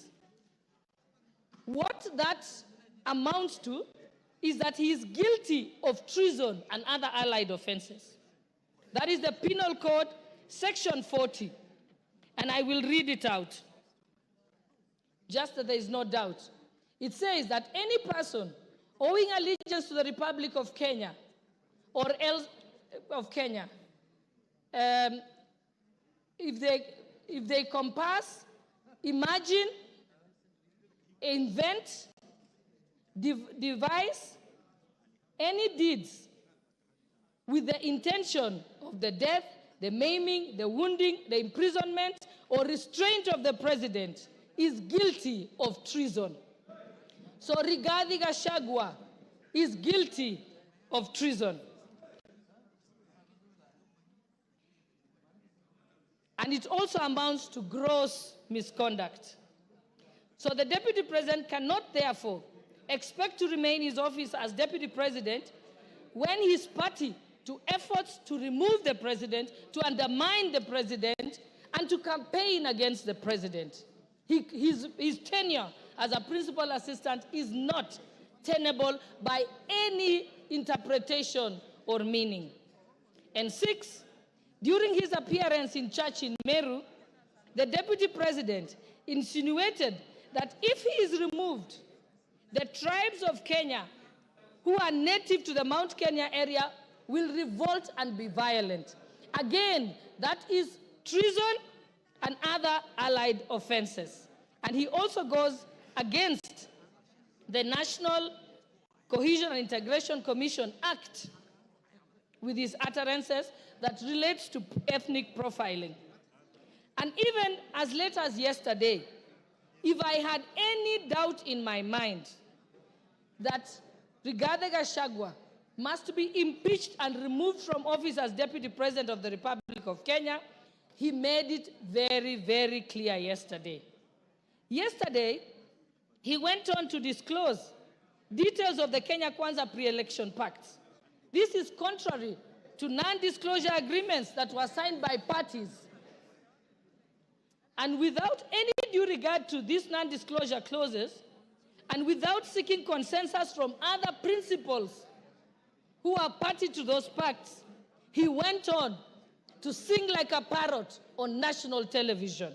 That is unbecoming behavior of a person who holds an office as high as that of the Deputy President of the Republic of Kenya.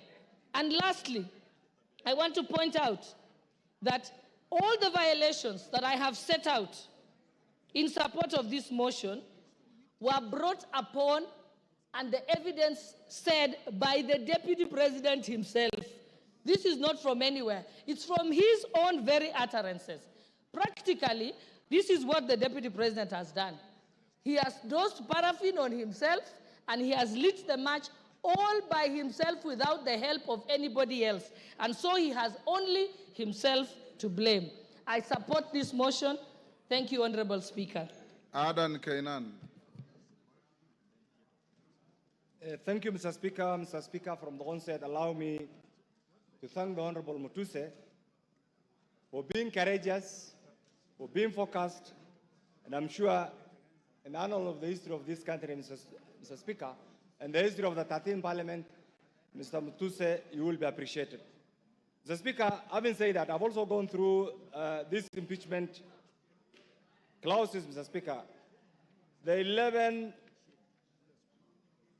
clauses, Mr. Speaker, are cogent, are rich in evidence, Mr. Speaker, and clearly demonstrate the actions, the omissions, the commissions of the Deputy President.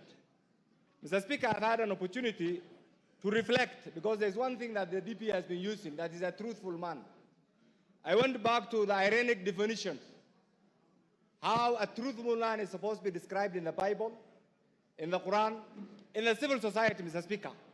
And in those definitions, Mr. Speaker, I have missed an iota of resemblance on anything that I can associate with those actions and the activities of the Deputy President, Mr. Speaker. Mr. Speaker, these clauses, we are a member of Parliament. We as members of Parliament, Mr. Speaker, our work is to protect the Constitution. Our work is to oversight, and our work is to do one of these things that have been demanded today by this impeachment, Mr. Speaker. Mr. Speaker, in all these clauses, the common denominator is the DP has abused his office through corruption, through tenderpreneuring, through disparaging and disobeying his boss, through undermining devolution, and Mr. Speaker, equally also by being a threat to our sovereignty. Mr. Speaker, this country is a collection of many nation states.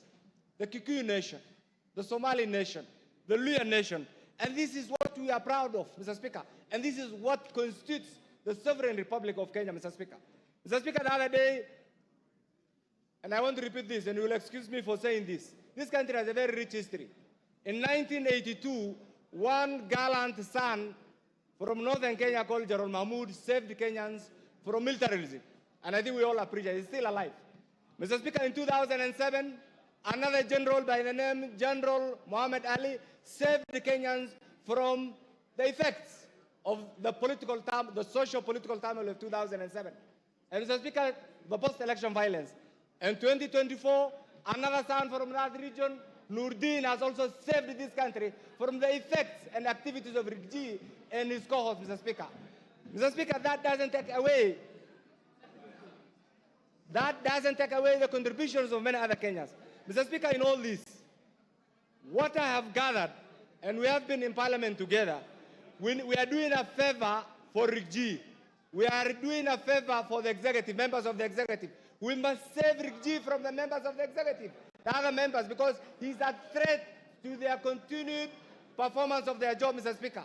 We must also save Rigji from the members of the judiciary because he keeps on attacking them, Mr. Speaker.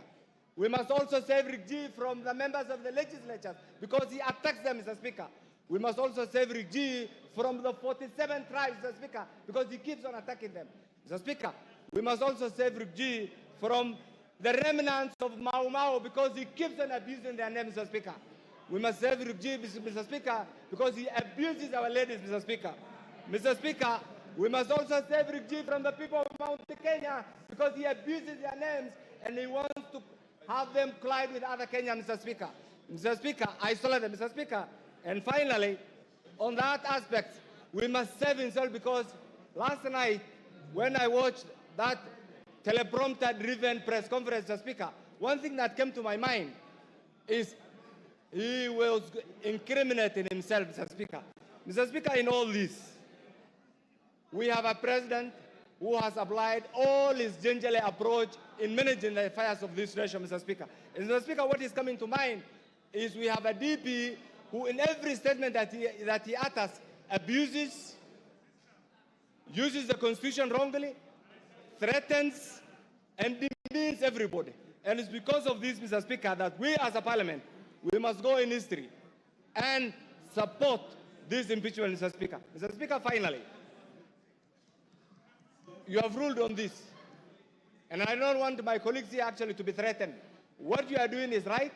It is within your legislative right, Mr. Speaker, for those of us who have elected to support this by appending our signatures should also be available to vote today in our numbers to impeach Rigji, and by doing that, we'll be saving Kenya. I support, Mr. Speaker.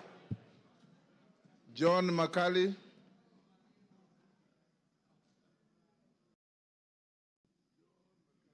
John Makali. Give me the mic. For the opportunity you've granted me to also weigh in on this motion. Honorable Speaker, we are facing a constitutional moment where our constitution is being tested. At the outset, let me state that I have nothing as against the Deputy President or where he comes from. But Honorable Speaker, the Deputy President is not an ordinary person. The Deputy President is actually the second in command in our nation. Before he assumes office, Article 74 of the Constitution requires him to take an oath of office. And Honorable Speaker, I've looked at the oath of office of the Deputy President. It requires him to be faithful to the Republic, to give counsel and advice to the President without fear or favor. Equally, the Deputy President is a ranking state officer, and Article 74 of the Constitution requires, Article 75 of the Constitution requires that in the conduct of a state officer, he needs to bring honor and dignity to this office he holds. Honorable Speaker, looking at the grounds that have been availed, I want to state here categorically, Honorable Speaker, that the Deputy President has violated the Constitution and his oath of office. Why do I say that, Honorable Speaker? One, the Constitution of Kenya, which the people of Kenya gave to themselves, requires that Kenya is a unitary state, regardless of the regions it has. Equally, Article 10 of the Constitution puts national unity, patriotism, as a key component of our national values in the discharge of our duties.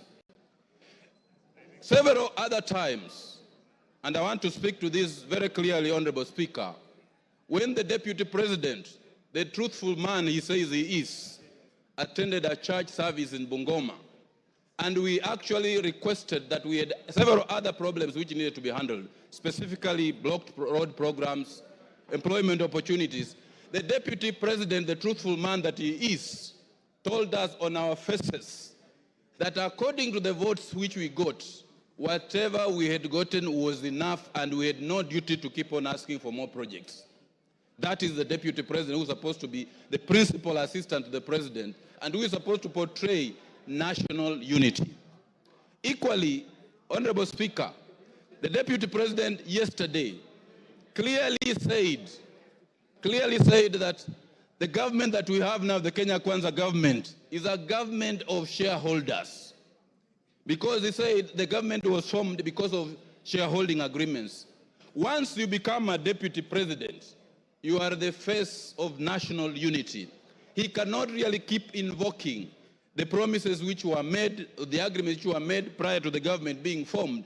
What will happen to those other countries, other areas which are not part and parcel of those particular agreements that were alleged to have been made? Equally, Honorable Speaker, the Deputy President has committed an offense, or is reasonably expected to have committed an offense. When he was asked in his visits which he makes throughout the country, he said that he visited Keyo Marakwet, he visited other parts of the country, and he has been given animals. And those animals, he has kept them at his home, and he now has a herd. Article 76 of the Constitution clearly indicates that when you receive a gift or a donation, you are supposed to donate it back to the Republic. You don't keep it up as your reward at home. So looking at this, Honorable Speaker, the Deputy President of the Republic of Kenya has committed a corruption offense for which he needs to go home. Honorable Speaker, the Deputy President of the Republic of Kenya is supposed to be above board. He is supposed to be the number 2 citizen who needs to preach national unity. He is supposed to be the president in waiting. He is supposed to be actually the president in waiting, so that if anything happens, he is supposed to take over the reins of the country. Honorable Speaker, if we look at the utterances that have been made by the Deputy President, let us look at the KEMSA case. I've looked at the affidavit of Dr. Andrew. It is very, very clear that the Deputy President was actually conflicted in the KEMSA supply case, and Article 75 of the Constitution requires all state officers to avoid situations where they are in conflict of interest. And in leading this, the Deputy President should be at the forefront of avoiding situations where he falls in a situation where there's a conflict of interest. Taking into account all these 11 grounds that have been made, I have no doubt on my mind, Honorable Speaker, that for his arrogance, that for his breach of the Constitution, that for his defiance, that for his statements, that for his conduct, he is not a truthful man as he pretends to be, and we cannot have such a person as the Deputy President of the Republic of Kenya. It is high time, Honorable Speaker, that we now seize the dragon of tribalism, we now seize the dragon of ethnicity, we now seize the dragon of regionalism and slay it and get our nation moving forward. Honorable Speaker, I rise to support this particular motion and say the Deputy President of the Republic of Kenya must go, and we have start up a fresh page. I support, Honorable Speaker. Julius Ole Sunguli.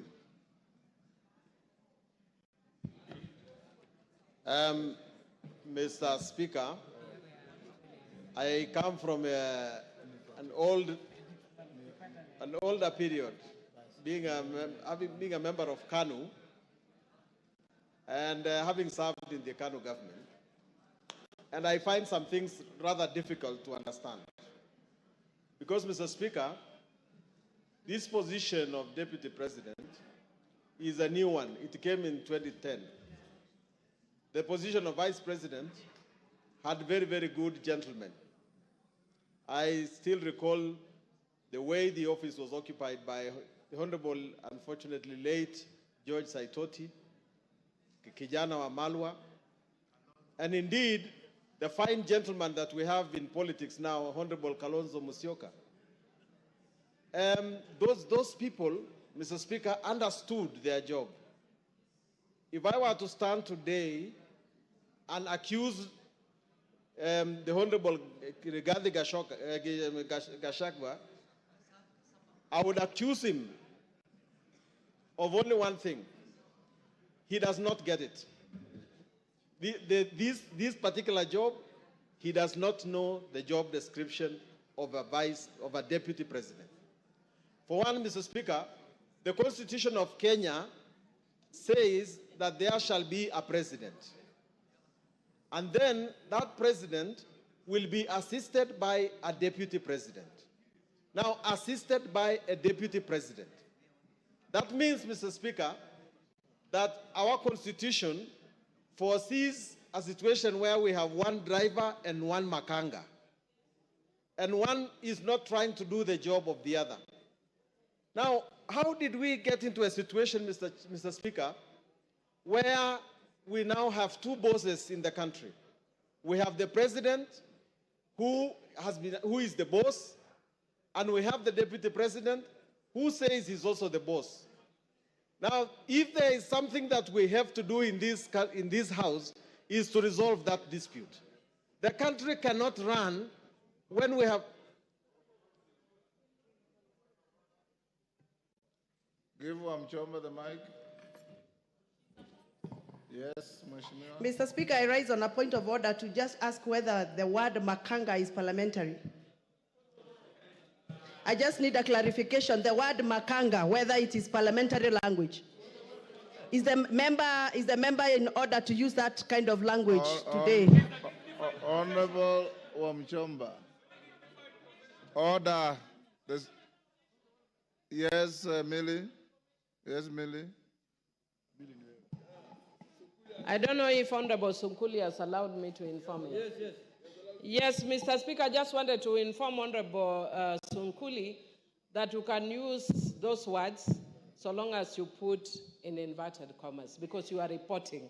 So when it is reported, like in the case where people are talking kufa makanga, kufa dereva. Mr. Speaker, I even wanted to speak to it by saying that it is actually people saying that are crucifying the DP.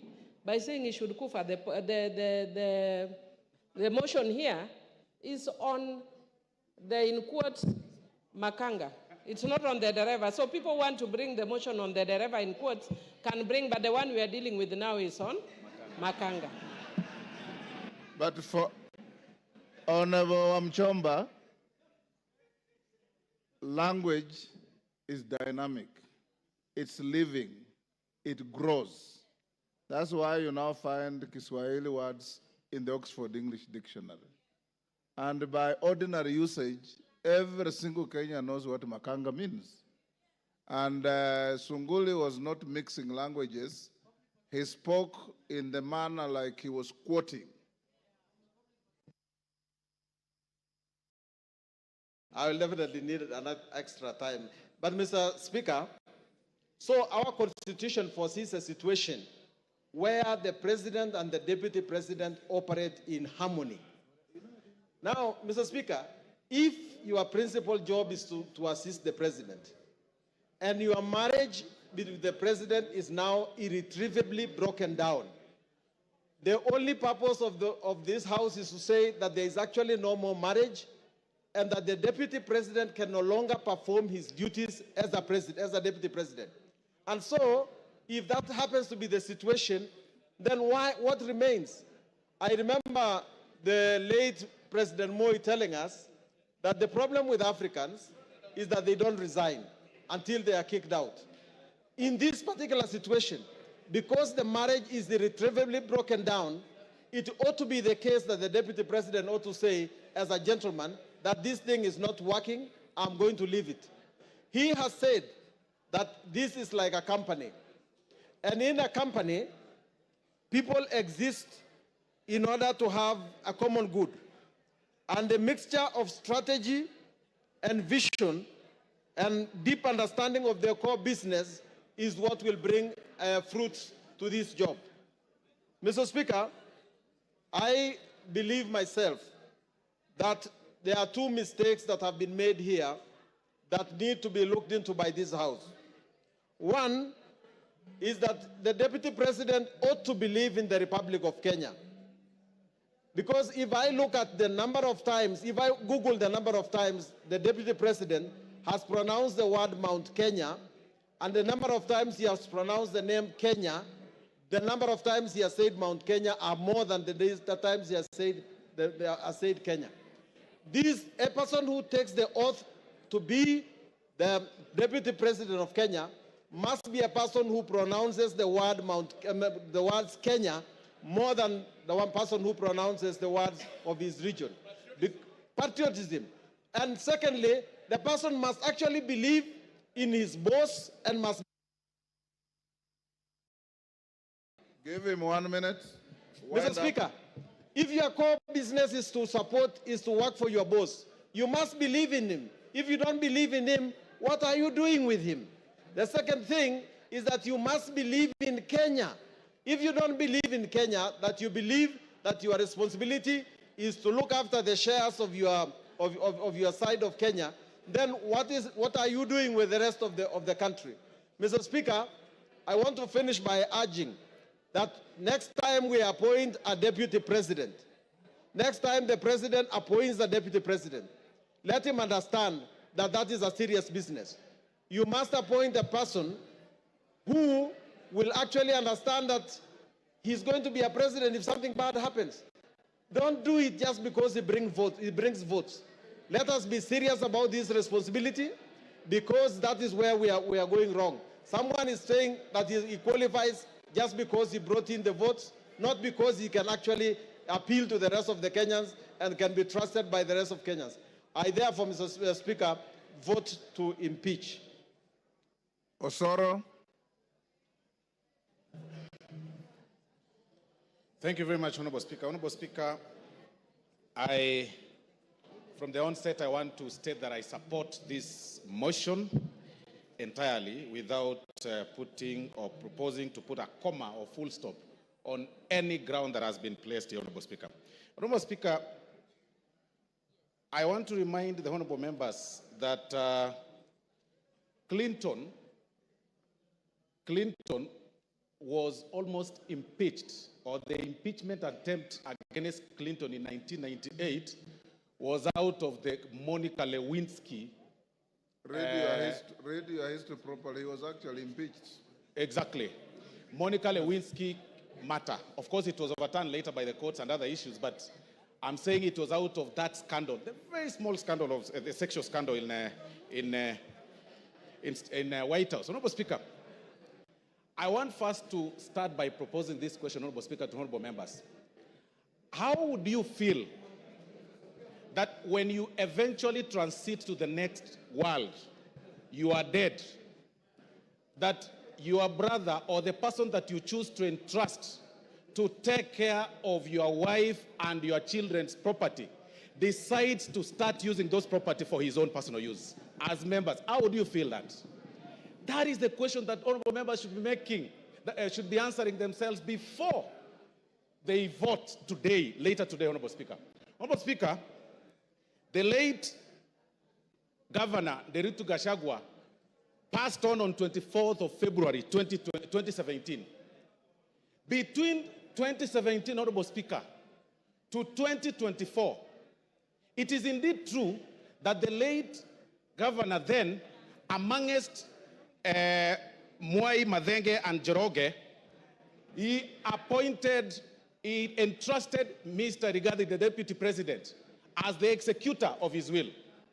But, Honorable Speaker, between 2017 and 2024, the property that, and this is, Honorable Speaker, is in the documents that Mwengi Mutuse has shared, Honorable Mwengi Mutuse has shared with us and tabled in this house, that between 2017 and 2024, he's been able to alter or tamper with those companies, make himself directors in some of those companies, transfer some of those properties to himself, disinherit some of the beneficiaries, the kids of the late, and put them to himself. And then one particular case, Honorable Speaker, is the Olive Garden Realtors, Honorable Speaker, that was actually altered on 2nd of March 2022, using the position of power to his own advantage, Honorable Speaker.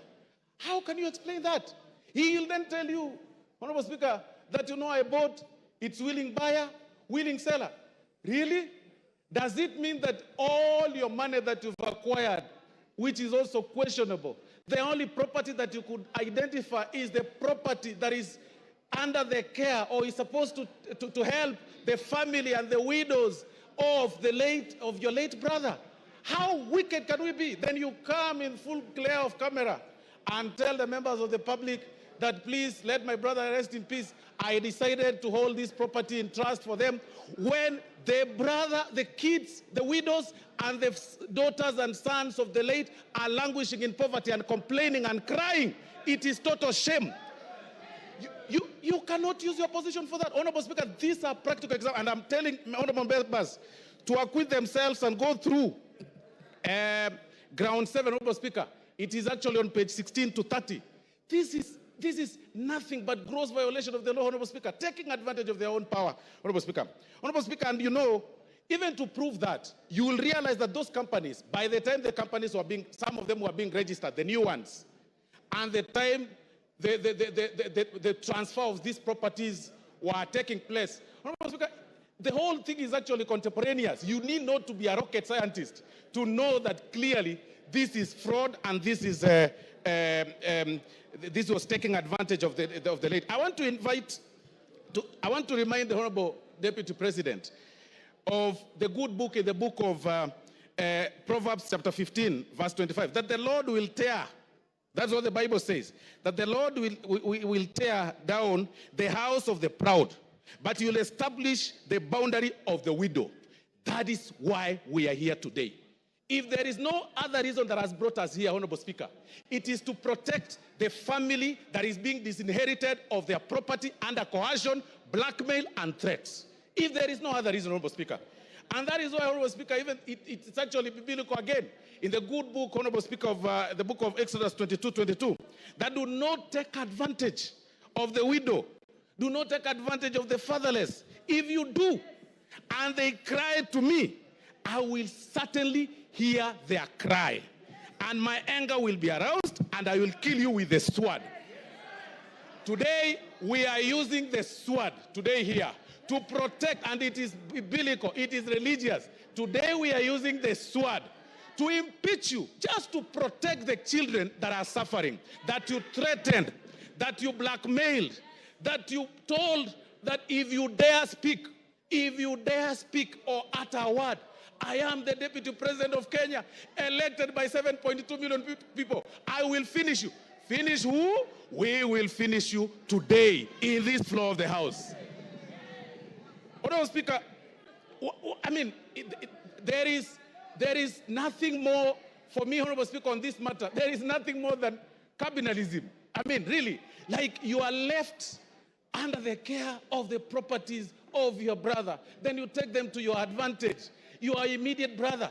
Then on TV you tell us that, you know, in the will, my brother gave me, and then he gave my wife, then he gave my sons. What about his children? What about his widows? What about his sons? What about, how proudly can you say that you are only enjoying the property of your brother? For that reason alone, Honorable Speaker, we say GACHAGUA must go. If there is no other reason, today, GACHAGUA must go. Honorable Speaker, I relate this case with the case of, I relate this matter, Honorable Speaker, with the Spelunchian explorers case, Honorable Speaker, where the members... Yes, Kipchumba. Timothy Kipchumba. Honorable Speaker, I rise pursuant to Standing Order number 91 on the issue of statement of facts. Honorable Speaker, is it in order for the Honorable Soro to claim that the Honorable Rigathi Gachagua disinherited the wife of the late brother? Honorable Speaker, can he table the facts before this House that he disinherited? Honorable Kipchumba. Order, Osoro. Honorable Kipchumba. Those are the facts that the move of the motion placed on the table. It appears you probably were not in the House then. Finish up, Osoro. Honorable Speaker, I'll refer the Honorable Member to pages 16 to 30 of this very motion that was tabled in this House, Honorable Speaker. And these are facts. And I've also said that, Honorable Speaker, on this particular matter, the threshold is on the 2/3, and we're also working on the balance of probability. We are looking at this matter on how the facts relate or place themselves on the table from the transfer of the properties and also the registration of the companies. I mean, it is clear, the facts are contemporaneous. Nobody, unless you don't need to be a rocket scientist to identify this whole thing, Honorable Speaker. And that is why, Honorable Speaker, for this reason, for this very reason, Honorable Speaker, I want to say that I support the impeachment. Please, let's make it early. Even if it's at 6, Rigathi Gachagua must go. TJ Kajwang will be the last for the morning. Mr. Speaker, just confirm to me that I can see that there is 1 minute to the hour. Thank you very much. Mr. Speaker, I rise for a very simple reason, that if there is any member who came in this chamber believing that we or the members are going to impeach the Deputy President without reason, they can listen to us and we can give them the reasons why we stand noonday to make this presentation. First of all,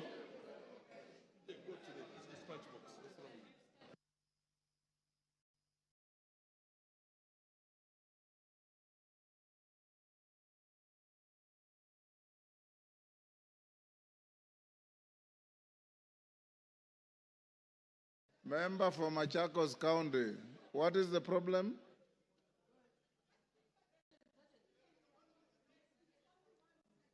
What about the dissenting voices, Shuan? The Speaker has no way of knowing who is descending. Yes. Go on, Kajwang. Yes.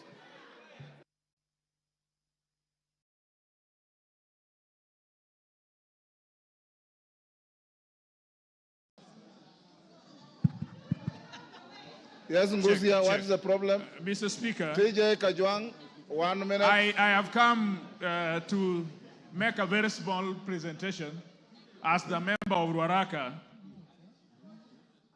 First of all, having seen that the motion has been signed by 291 members. This House, single constituencies are 290. If 291 have signed and will vote, GACHAGUA must go. Number two, we have not come here to vilify anybody. We have come here with facts, we have come here with evidence, and we have come here with a law. I want to be in a country where my son and my daughter, if he qualifies and if he's eligible, will get employment, will do business, will walk proud and tall, not because he comes from Waondo village in Nyanza, but because she or he is eligible. This politics of everybody must come from Mount Kenya. Mount Kenya. Usiguze mlima. Usiguze milima. We must show, Mr. Speaker, that this country is for us all. We must show, Mr. Speaker, that there are no people who are entitled more than the others. That there are people who fought for Mau Mau more than the others. Or that there are people who are more populated than others. And so this idea that they work for Kenya Kwanza government and that they must eat, it is their time to eat. This deputy president his mentality is that he got votes for President Ruto, and so it is his time to eat.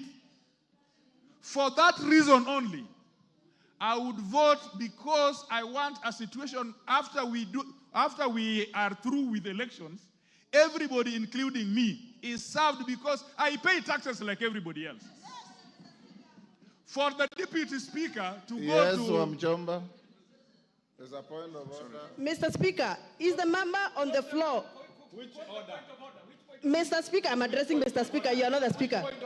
I am addressing Mr. Speaker. Stop heckling. You are not the Speaker. I'm addressing the Speaker. Go ahead. Mr. Speaker, is the member Honorable Kajiang in order to say that there is a mentality that the deputy president has a mentality to eat? Does he have any gadget to measure mentality? Is that a fact? Can you prove? Can you prove that there is a mentality? Which gadget do you use to measure mentality? Go on. Check.